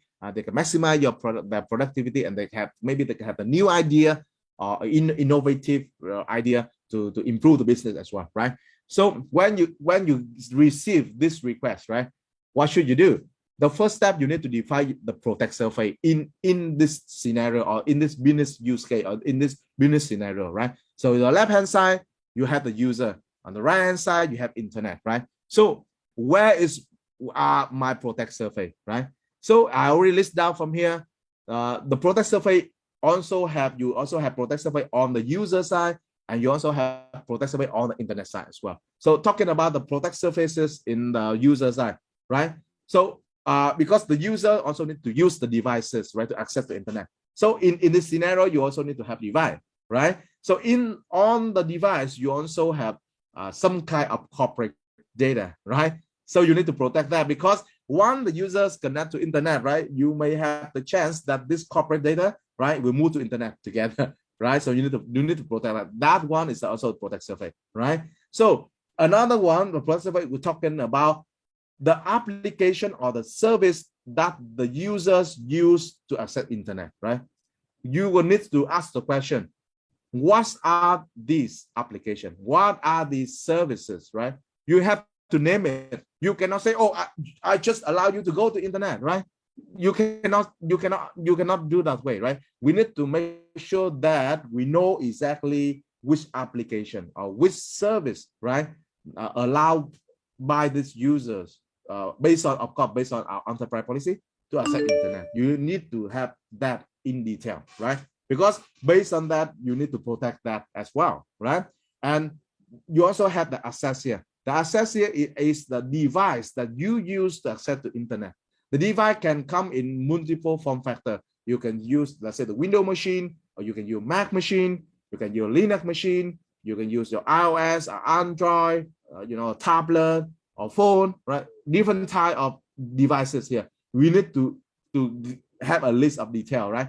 Which device that the users are using here, right? And you also need to protect that, right? As a device level, right? And of course, talking about, because we have users, which means that you have identity, right? Or we call digital identity, right? To identify the user, right? Who you are, and then the user need to prove I am who I am, right? So based on that, the digital identity of the user is also the protect surface. Why? Because if this digital identity can come in a multiple form, like the users and a password, right? And guess if this users and password is leaked or have been stolen from the user side to the internet side, right? Then the attacker or on the internet can leverage on this credential, right, to use that to access back to the machine, also access back to the other portion of the organization that allow that credential to access, right? So that's one, the digital identity we need to protect. And this digital identity, we can talk about credential and other form of the identity as well. Okay, So on the internet side, we also, because when the user access the internet, right, you will need to get something back, right? It can be, you know, a file. It can be a content streaming in the content format. It can be a script, or it can be uploads, Java uploads or JavaScript, whatever, right? We access to, we can get it back, right? So we need to make sure that that's one had to be another protect surface, but the protect surface from the internet side, right? We need to make sure that the data and content that downloaded from the from the users from internet, right? We need to see that. We need to because we don't have trust on that, right? We cannot trust the data and content download from the internet, right, by the user. That's why we call zero trust, right? One of the things when you define the protect surface and also the transaction flow and the control is that user question, right? User question is that can we trust blah blah blah, right? If we cannot trust, then what should we do, right? And if even after we put in the control, then what if this control fail, or what if this control is bypassed, right? So all these sets of questions will be used when you perform the in practice, right, approach for the zero trust approach, right? So based on this protect surface, then you need to define next step is the what we call the transaction flow. So in the internet, right, between the user and internet, you will have two transaction flow. The one transaction flow I will call the user go to internet, or normally we call it outbound or upload, right? And the other transaction flow is back from the internet back to the user, or we call it inbound or the download portion, right? So this is the transaction flow, right? And once we know that this is the transaction flow that we have in this business scenario, okay, let's move on to the third part, which is we map the core pillar of the ZTF framework with the proper control. Now, if you see the control I put here, one in the blue color and one is the red color. So the control I put in the blue color is for the outbound, which means the users go to internet for that transaction flow, right? And the control I put in the red one is for the second transaction flow, which means from the inbound, right? The internet back to the user, right? So in this control, I will need to identify what are the associated core pillar of zero trust that involved into this transaction flow. You have people, right? Of course, because you need the people, which is the user. Now the user will trigger the request to internet. We use our application to access the internet. That's why I need to have the people here, right? You also have the devices because the people need to use the device to access to internet, right? And I mentioned earlier about the type of device, right? You also have the network because without the network, right, between your user and internet, that if there's no connectivity, then you cannot access the internet, right? Which means the network is there. And the four key pillars is the data, right? Because like I mentioned earlier, you have data on your device, on your device that you're using to access the internet, right? That kind of data you also need to protect because that's a corporate data, right? So the control I put here is a sample control. You will have more than that, right? Because I don't have enough space, right, to put on some more. But this is a sample, so you can take a look. Let's say, okay, with the people, you need to have the control for authenticate and authorize the user, right? And you also need to do the mapping with the authorized user with the associated application that you are allowed to access, right? And you need to have control to prevent the credentials stolen, right? Because like what I said earlier, if the credential is stolen, then you will have a bigger impact, right? Moving on, especially if these people are the VIP people, right? Guess what? If these people is CEO, these people is CFO, right? And also member of beauty, they are the top people in the organization that can access almost the top trade secret, the top business plan, which is just not official public yet, right? Something that very confidential information for organization, right? That no one else can access just like that, right? And if they can have that happen, wow, the very big impact, right, to organization, right? The devices, as a devices level, there's a multiple control that we need to put on. Also as the OS level, or we call the user space, right? You need to have a control on that. You also need to control as a kernel level, because you know that with the privilege escalation attack, right? If the kernel is compromised, then officially you can control the whole device, right? Then you also need to have granular control over the application, the process, the memory, the cache, the registry, right? So, and the file level, so on and so forth. So many things that you need to take a look at here, right? And also, not in the devices, you also need to pay attention about the external device, the plug into your device as well. Let's say the USB or the thumb drive or the removable drive as well, right? And that's one where you need to have control over that, because it will impact to your device, right? At the network side, you also need to identify the application and service that used by the user, right? So you can have proper control over that. You also need to have control over the destination URL that in the internet, the destination, domain to the internet, the destination IP to internet, and of course, you also need to have the way to prevent the known and unknown threat. Why you need to have that in this transaction flow? Remember, one important case is that I don't know if you remember, but there's several cases where the users is compromised, right, and controlled by the remote attacker, and the attacker use that device of the user as a member of a botnet, and go out and attack the other organization, right? So when the other organization, they do the deep investigation, they trace it back, that they know that attack coming from your IP, your public IP or your IP range, right? And that IP range, specifically to say that this is coming from your organization. Then you will fall into a very, challenging situation where it's not easy for you to prove to the law enforcement and also to the other organization that no, we don't have any intention to attack you, right?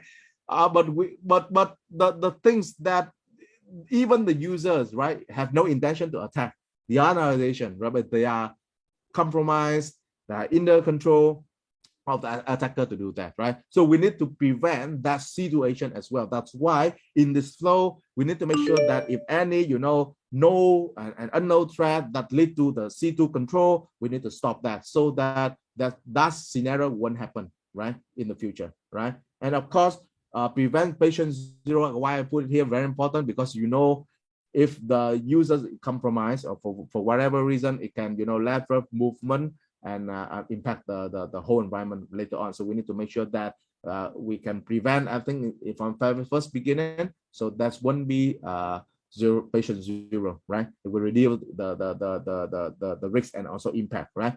And talking about data, you need to encrypt the corporate data, right? So you can encrypt even as a file level, or even as a a hard disk level, something like that, right? And you also need to have some kind of control to prevent the data loss, intentionally or unintentionally, right? And the digital rights control here also makes sense, right, as well, right? On the other side, in the inbound, you also need to have content data filtering in terms of data, so it will check all the content that download back from the internet, right?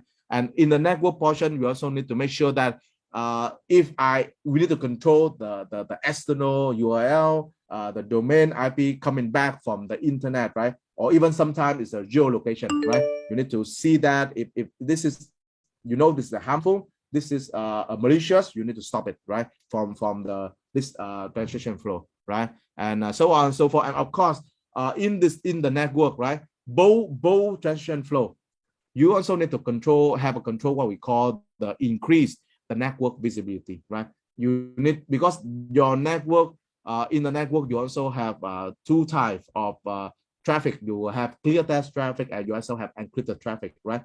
So what I'm trying to say here is that you need to have network visibility not only for the clear text, but also for your encrypted traffic as well, right? You need to see things inside your encrypted traffic, right? Especially ASL, right? Traditional and the standard ASL and TLS traffic. Because if you don't do that, then you cannot have proper zero trust, because you cannot trust the thing that go inside this tunnel. You cannot trust the thing got to go inside this encrypted traffic or encrypted tunnel, right? That's why you need to find a way to see things inside and also apply the zero control over the traffic inside that encrypted traffic as well. Okay, and this is the control. There's so many control, right? I just take a quick example here for you, right? And the way how I define the control by, you know, simulating the use case and scenario, and also asking the question. By asking the question, right, you can define the control. And also once you have the control, you will map the capability, or we call technology, right, with the control, proper control. So previously I talked about authentication, I talked about authorization. Then the capability we should have here somehow like, you know, MFA, multi-factor authentication, or single sign-on, and so in the later approach, we should use something like passwordless, right, password as well, to reduce the impact of the credentials stolen, right? And as a device level, you may think about like things like EPP and protection platform, or now recently we talk about XDR, that also highlighted by Forrester as well, extended detection and response, and some other things like you know, file integrity monitoring, FIM, something like that, right? At the network side, normally we'll talk about, you know, next generation firewall, right? Because it's the best way to enforce the zero trust capability and also control on the network. But try to leverage more on the AI and ML together, so that you can have, you know, better application control, because you need to see the application. You also need to have, you know, on the capability, just like, you know, advanced threat prevention, URL filtering, DNS security. This is on the industry term, right? And you have to have the blacklist of the IP, of the domain, or URL. You can prevent from very first beginning. And back to the improve or enhance the network visibility I mentioned earlier, is what we call SL decryption, right? Try to perform SL decryption as much as you can. Of course, you cannot decrypt SL 100% for sure, because there's some limitation of the application as well. They try to use, you know, subpinning, they try to use HSTS, right, to so that when you decrypt SL, it will break the application, right? But in that case, okay, you cannot put control into that one. You will put compensation control to the device, right, to make sure that you still can have the proper control on the other copular. So that's one we call a compensation control, right? And the way that we do is that we try to avoid the duplicate control across in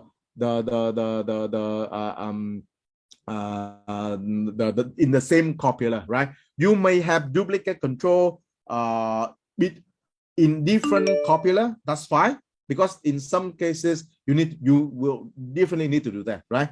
But try to avoid the same control within the single copular, right? Which means that you don't need to use multiple port product anymore for the same copular, right? You can just use a single platform, right? And in the data side, you may think about the capability like data inscription, you know, enterprise DLP, and the DRM, digital right management, something like that, right? And the other side, the capability for the inbound, also you can think about the term, the industry term, just like that, right? You can block based on the geolocation or the domain, the URL, right, and IP, etc. Yeah, you can also do that to control from the inbound transaction flow, right? So and after that, you also need to put in what we call the visibility and analytics and automation or orchestration. So the best way to do that is that if you see the things that I draw here, okay, so you see here, right? And you see here. So with all this capability, with all the copular of ZTX that I have here, right? I need to have the visibility and analytics across these copular by, you know, I need to get all the data that I have, right? And I need to have a way to automatically stitch all the data that I gather for continuously from the associated copular in this scenario, right? In this scenario, I have 4 copular to participate in this transaction flow, right? So it will be people, it will be devices, network, and data, right? I need to have this all the data can come to my, you know, somehow like a data lake, right? A big data environment where I have all this data gather and stick together, right? And stick together by applying the AI machine learning, so I can have you know, perform analytic capability and quickly identify the anomaly incident, right? So this is under the concept of visible analytic of zero trust, right? And once I can do that, I also can have a way to automate an orchestration. So automate orchestration here means I can automatically map the incident that I see based on the visible analytic, right? I map it to the case. I can assign the people or the analysts to have, you know, deeper investigation or forensic if needed, and can trigger the response or reinforcement back to the relevant zero pillar. So which means that if I know there's an incident across happen in this business flow, user to internet, right? And this with this two transaction flow, inbound and outbound, right? Then I will know, okay, which one I need to do, which control or the enforcement that I need to put, I need to reinforce on the people. I need to reinforce on the device. I need to reinforce on the network, and I need to reinforce on the data, right? And I need to do it automatically. I cannot do it, you know, manually. Go to the people identity and do something, and go to the devices, do something. I need to go to the network and do something manually, or even do something manually with data. It's not the purpose of zero trust. You need to do it automatically, right? That's the purpose of zero trust, right? So in this way, for instance, if you know that this users, this machine, this device is compromised, and you can see that there is a phishing frame not having the username and a credential of the people already submitted through the phishing site, right? But as the network portion, you are able to see that and stop that. Then you need to trigger the playbook to say, okay, these people's already compromised, the credential is stolen, I need to lock it out from the environment, right? And I need to disable the account and even ask the people to, you know, change the password, right? So that the previous credential can no longer be used, right? Even they have been stolen, right? And I can also say, okay, because the device is compromised, I need to isolate this device so that there's no lateral movement from this device to other devices, or even across the other network to my critical data, right? And in the network side, I need to make sure that this device cannot go anywhere except, you know, can access only to my SOC, so that the analysts and the forensic people from the SOC can have remote control to the devices and do the proper tasks, right? And of course, from the data portion, we also need to enforce something to say, okay, because this device is compromised, I need to double check whether any of my data is compromised or not, right? So you can enforce the enforcement to the data encryption or even the DLP policy to double check again and give the feedback to you, right?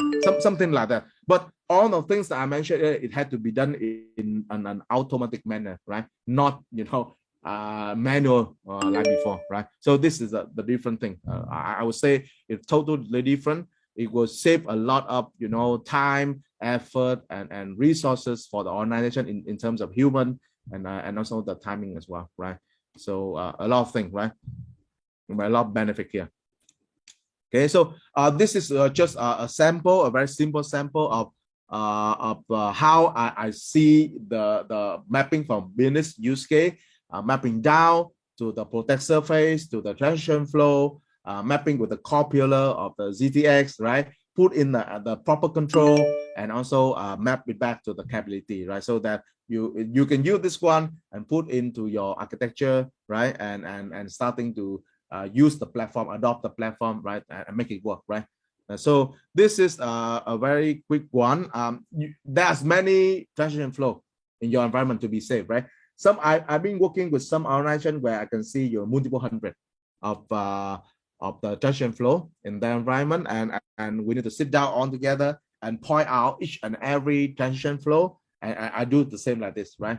Replicate again and again and again, right? And after you do that, you can have put in an Excel file, or you can put in a Microsoft Word document, and make it as your baseline, right? And you're starting to do the improvement in the future based on the outcome from the visibility analytic and automated orchestration. Normally we call it the Zero Trust SOC in the future, right? So this is a continuous and process, right? We don't just restrict the Zero Trust control and static subset, right? Once you can have something new comes in, and based on the outcome that we see in the visibility analytic and automation orchestration, you might adjust the control. Maybe you change the control, or you add in new control, right? Or even in some cases you can remove the control because that control is no longer, you know, relevant, right? So and when you change the control, you also need to change the capability, right? And of course, I believe the copilot is still there, but you need to adjust on the control and also adjust on the capability, right? You is more properly depends on the latest threat landscape and also the latest incident happen in your whole environment, right? So okay, you can use the methodology to, you know, replicate to the other transition flow, right? In your organization, you already have that. You can use this one to approach as well. So some key takeaway is here. So again, the roadmap is very important, right? It's vital to achieve Zero Trust, right? And try to, you know, define the maturity level. So and discover your starting point for Zero Trust journey by leveraging on the Zero Trust extended security maturity assessment, right? At least as a high level first, right? And prepare on with this assessment and your detailed, you know, Zero Trust strategy and roadmap, and present it to the board or director or the business stakeholder to get the sponsorship, to get the endorsement and support for our Zero Trust journey. And once you have that, you know, green light to go, then you will come back and do in more detail, right? For define the protect surface, identify transition flow, put in the control, you know, build the policy and use the capability of Zero platform to enforce the policy. And of course, continuous having the visibility analytics, automation orchestration for the whole organization, right? And the last part, very easy to remember about your Zero Trust journey is the ABC. So what does it mean by ABC? A, adopt Zero Trust, right? B, build the Zero Trust architecture, strategy, architecture, and capability. And C, commit to your Zero Trust journey, right? So ABC is very important as a North Star, right, for your Zero Trust journey. So please follow that North Star, okay? And yeah, so it's the end of my, you know, presentation this afternoon. So I will go and see if you any you know, question there. There's a lot of question here in the chat. So let me take a look at that and answer to you. Okay. You can also, you know, put in the chat and also have the open mic to ask me as well. So the question from Poland say, can share what are the technology or cybersecurity solution to implement and apply for a nation in order to implement Zero Trust approach? What is the primary technology solution need to be considered to implement first? What is not to be considered? So if you see on my previous slide, you will see a lot of technology, right? Or the capability. So the capability that I mentioned earlier, right, will need to map with the core pillar, right? So don't go out and map the technology first. If you see from my 5-step approach, right, technology and capability will be the step number 5, right?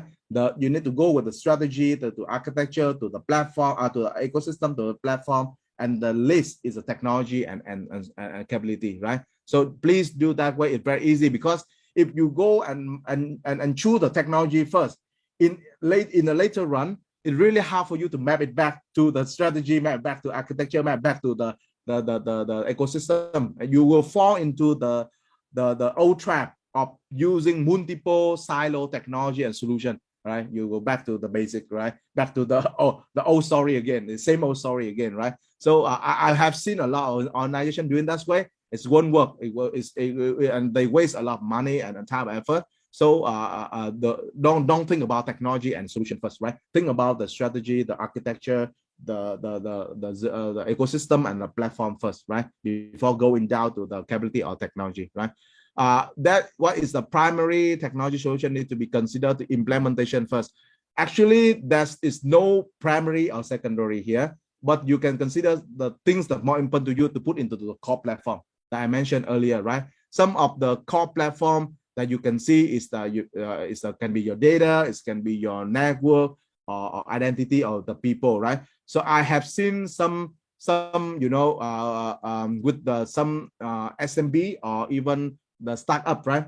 They think about the people first because they don't have big infrastructure, they don't have big network, they don't have big data, right? So with the startup or SMB, they only have the people, right? So starting with the people portion as a core pillar is the first approach, is the right approach for the SMB and the startup, right? And especially they're leveraging on the cloud. So you'll think about the workload on together after the people, right?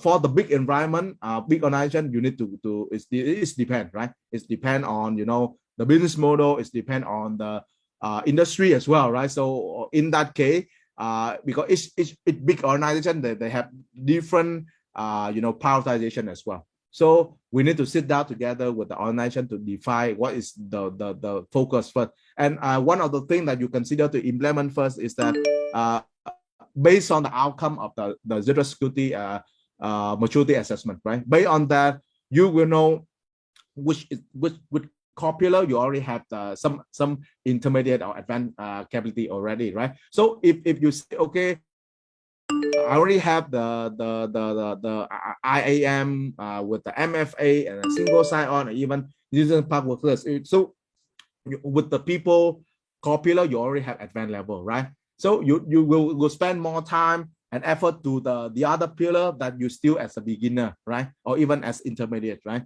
So in that way, if you say, wow, my devices is still as the beginner level, then you focus on the device first, and the people you already advanced, you will focus later on, right? Because it's already at advanced level, right? So it's a depend, right? But my recommendation here is that perform the zero trust security assessment, maturity assessment first, right? Then based on that, it's easy for you to identify which one you can prioritize first. Okay. The second question, if we want from Bong Phan Udom, if we want to control on remote access and VPN, what will be control or procedure from zero trust to be implemented, right? So if you hear the term we call the zero trust network access, right? ZTNA, right? So ZTNA is a portion of zero trust network and also a smaller portion in terms of zero trust architecture, right? So remember that the VPN is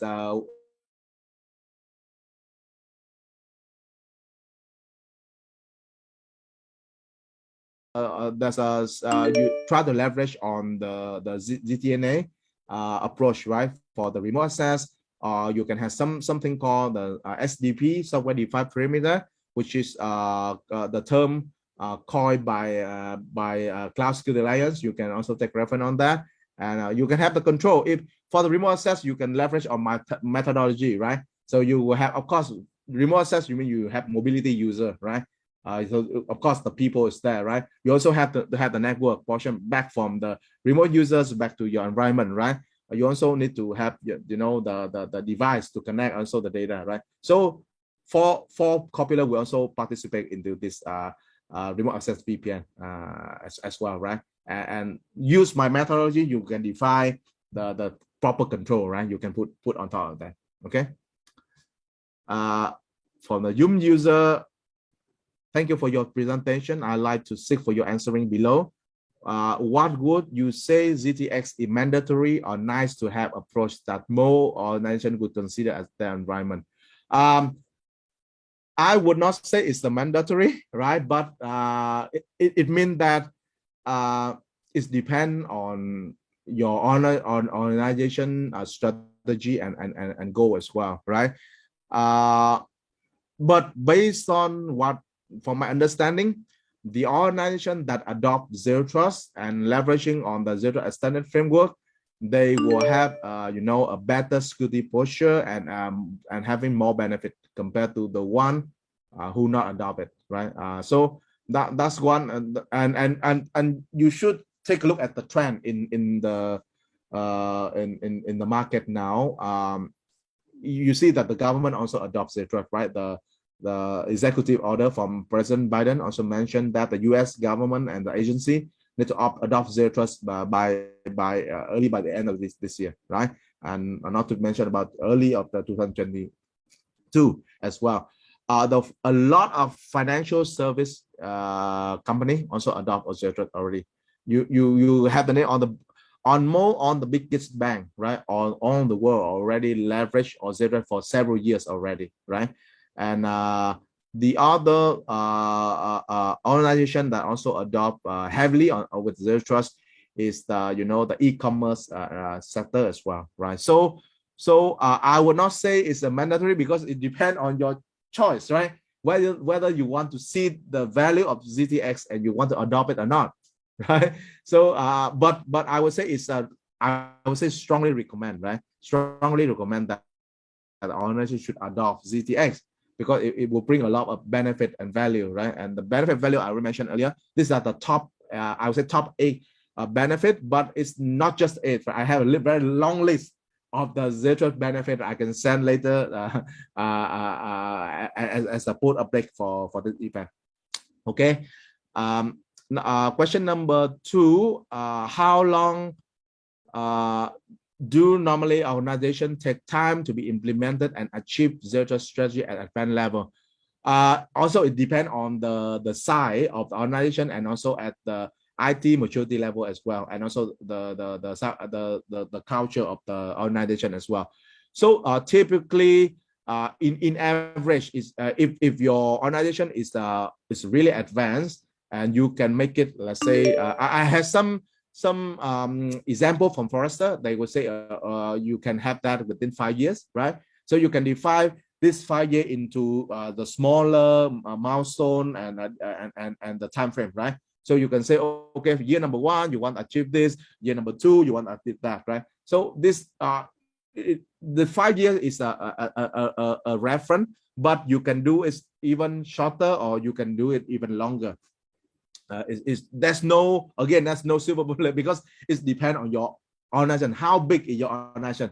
Let's say if your organization is the SMB environment and organization and also the startup, right? Then you can achieve the advanced level quickly, because your environment is smaller. You don't have much data, you don't have a complexity network, you don't have so many people, you're not the user, and you don't have so many devices, right? And also even your workload on the cloud environment is not so big. Let's say you have 10 or 20 workload, something like that. So the scope of doing Zero Trust for your SMB or even startup, right, is much smaller compared to the big organization, right? So you are easy to adopt it. If you really want to adopt it, right, then it's fast. You can adopt the advanced level faster compared to the bigger one, where you have so many people, thousands of people, thousands of devices, ton of terabyte of data, right? And you also have so many branches. You also have so many workload on the private cloud, on the public cloud, so on and so forth, right? And not to mention about multi-type of the network, right? For the smaller one, maybe they use physical network and the cloud network, that's all. But in a bigger one, you also might have your private cloud. And in that private cloud, you also have the virtual network and also containerized network, right? So the scope of the pillar will become bigger and bigger. It will take you some more time, right? Number 3, what would say Zero Trust strategy would consider control outbound surface environment where organization reliable on extended managed outsources to support security operations such as MDR, managed detection and response.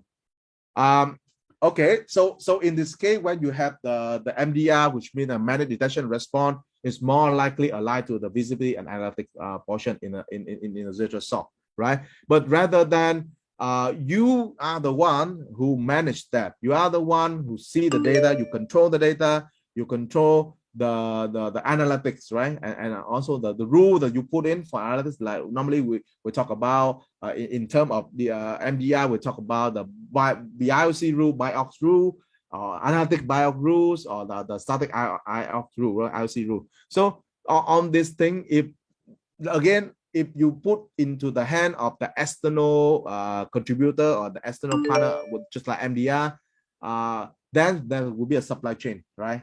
Situation in this scenario.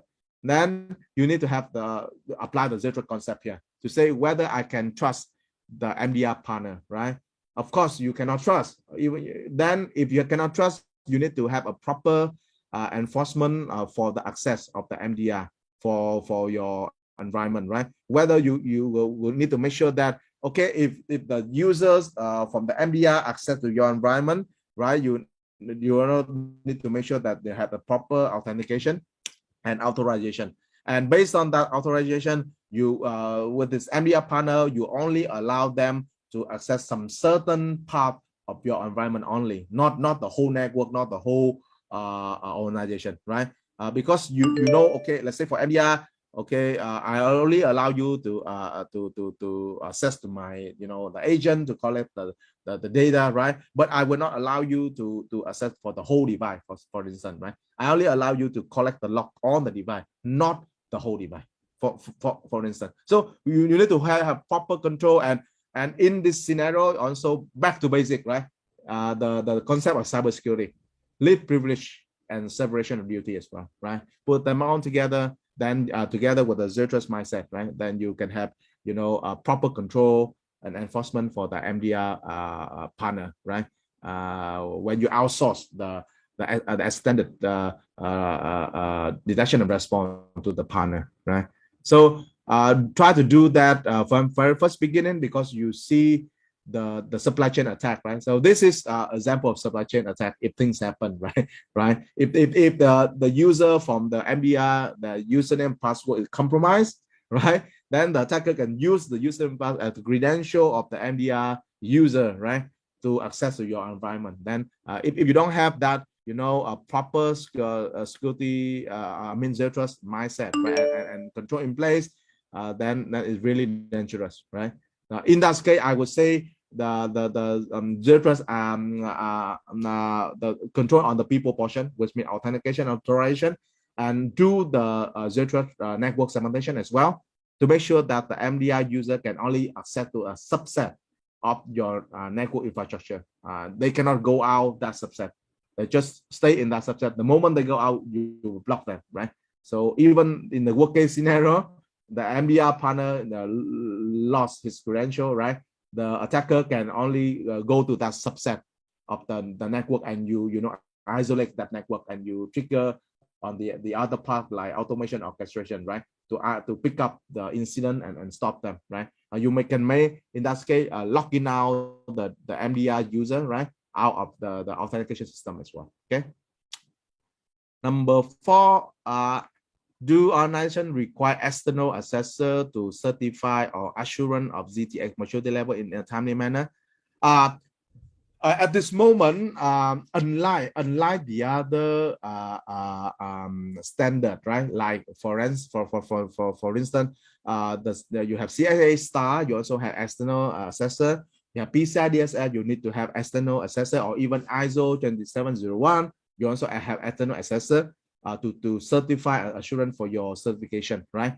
The ZTX maturity level, I would say, if a high level, you can do it by yourself based on the question that I provided earlier. That also comes from Forrester as well, right? But I got it. I share with you, right? They don't public it, but I got it because I'm a zero trust strategic. So I have that. I already share with you. Okay, so it can help you a little bit, right? But don't tell them that I give you. Okay. But the third party, the external assessor, actually there's no requirement. There's no requirement, right? It depends on you if you want to use or hire the the external trusted assessor to do that for you. If, for instance, if you want to do it fast, right, and you don't have the experience, you don't have the user or the resources to do that, then the best way is to get the external trusted assessor to help you to do that, to help you to do the security maturity level assessment in a low level detail that I mentioned earlier, right? Then they will have to come out with a very detailed report to help you to build the baseline, help you to define the mature the design stake for your environment and so the time frame, right? And then that one, the external assessor, the external trust assessor, they already have that capability in place. The report, the guidance, the recommendation, right? A lot of things they already got that is their professional expertise, right? So they do that for a lot of organization already. They have the real experience. They can help you if you want to achieve that in a very timely manner, right? Then the third party is good to go. I would say strongly recommend, right? But that's not requirement. There is no mandatory about that, right? It's up to you if you want to do that or not. Okay. Any question? I already cover all the question that I have in the chat. You can open your microphone and we can ask the question, right? Or you can type in the chat as well. Okay. Yeah, thank Philip. It's very comprehensive and concept about zero trust is look like you compress it 100 hours to become 2 hours.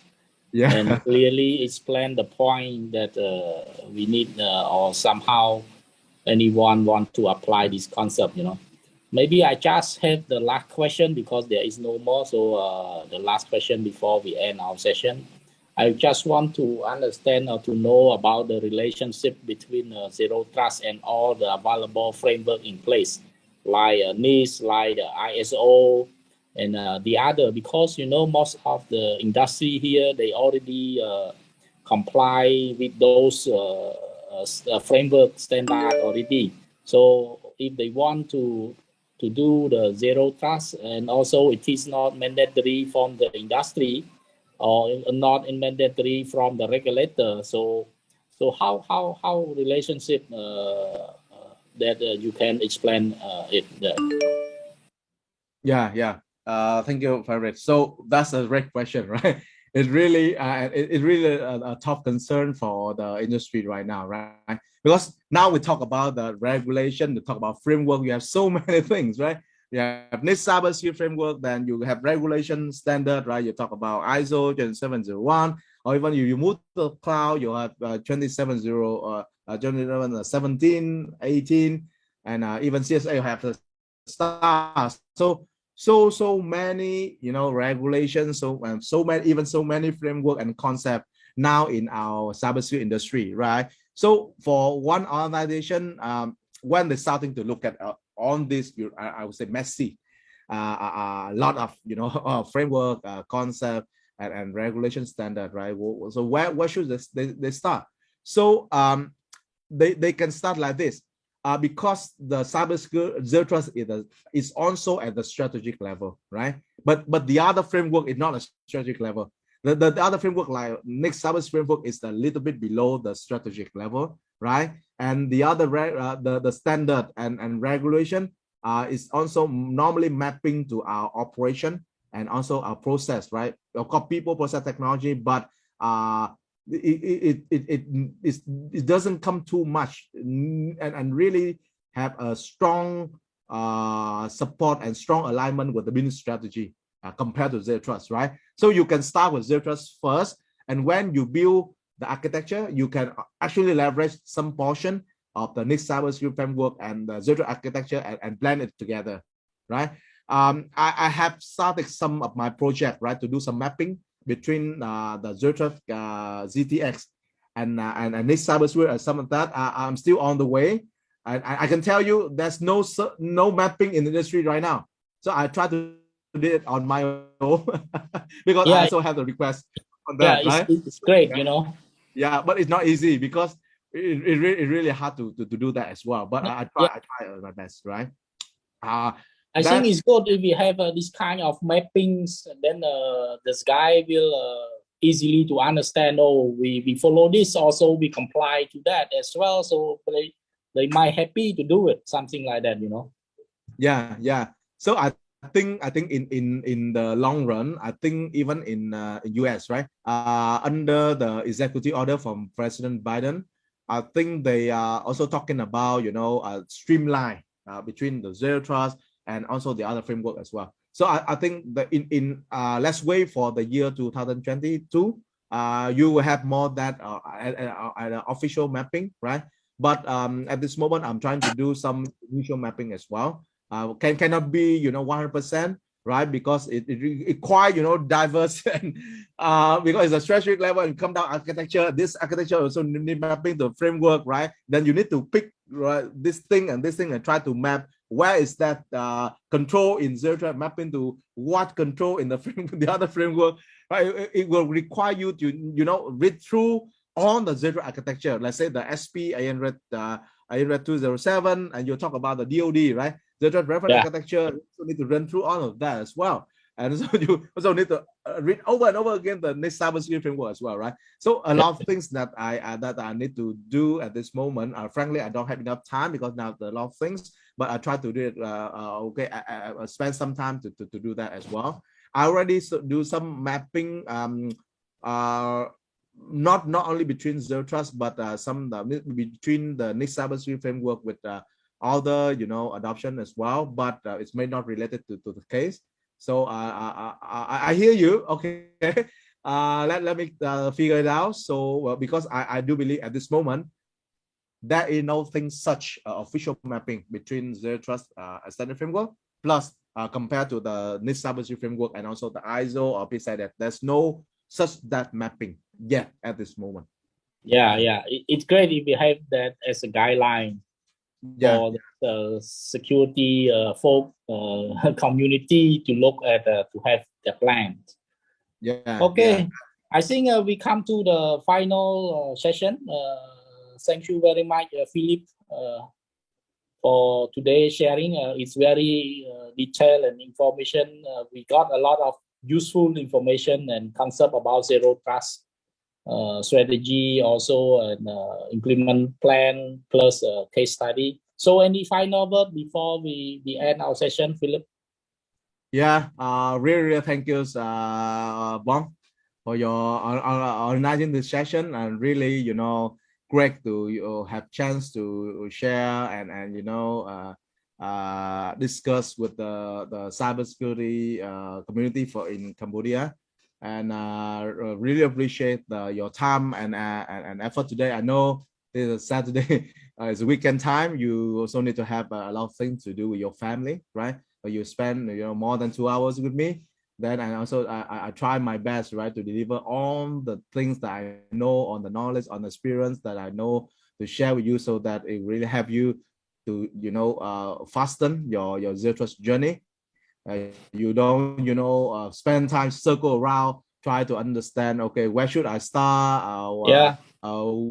Which way that you need to go back and read a lot of things. But at the end of the day, all the things I mentioned, I read already. But in order to, you know, to make it happen in a proper way and in more useful and efficient way, it will take time, right? I also have the failed zero trust project as well, and I learned from that as well. So just to frankly to share with you, so it's not easy. It's not easy, right? Especially when Forrester, they don't really provide you a certain, you know, outcome, right? They just give a very generic level, right? So that's how, but it's a pros and cons. It's give you the freedom. It give you the freedom to do that your way, right? But in the other hand, it really give you the challenge, right? That you don't, when you do it your way, you don't know whether it's really mapped back to the ZTX or not. Whether which maturity level our organization is now, right? So that's one. I learn about that a lot, right? And also get the feedback from the a lot of organization. So I try to make it more practical, and also Forrester also come out with a practical guide, but to me that also quite very generic as well. Right? I read them, then I already have quick recap for you, right? So you can take that as a reference from the Forrester, right? But you can also take reference from my practical approach as well, which is I already done with the organization across Southeast Asia for zero trust project in real world as well, right? And of course, I also will do, you know, the tuning for that as well. And if I have any feedback, any update, I also update to you and also the Cybersecurity Community of Cambodia, right? And the final word, thank you very much for having me today. Actually, I also have some appendix here for you as well. Some the sample, you know, zero trust capability across the core pillar of ZTX you can take into account and take into reference as well, right? So after this session, I will send a PDF copy of this slide to you, Frederick. So you feel free to distribute to the people who attended this session, or even you can distribute to the Telegram group, right? That also I'm also a member of the Telegram group for ISAC. Well, okay, right? I will share to yeah. So I cannot read it in your local language, but I know, wow, this is a very strong and very aggressive community. I wish I can do the same for Vietnam and other countries as well, but really appreciate, really kudos to you and also the cybersecurity community in Cambodia, right? So together we will go stronger, right? For not only for Cambodia.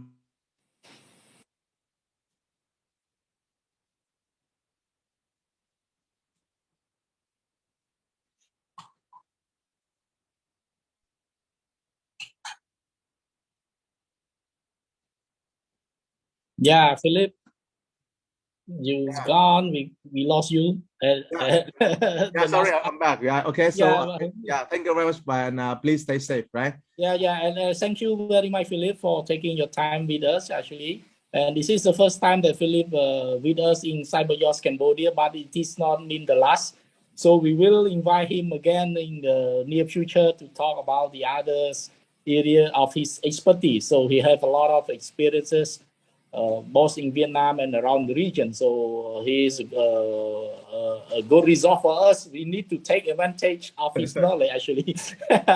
Yeah, my pleasure. Of course. Okay, thank you everyone for taking your time. អរគុណអ្នកនរគ្នាដែលបានចំណាយពេលវេលានៅជាមួយកម្មវិធីរហូតដល់ចប់ ដូច្នេះយើងជួបគ្នានៅសប្តាហ៍ក្រោយទៀត So okay, thank you Philip. Bye bye. Yeah, thank you very much. So you have a recording session, right? Yes, I will send you. Yeah, so you can share this recording session with the ISAC-Cambodia Telegram. Of course, I will post and share to everyone. Yeah, so you can say that because that's something that is not mentioned in the slide. So yes. For recording. Okay. Okay. Thank you very much. Okay.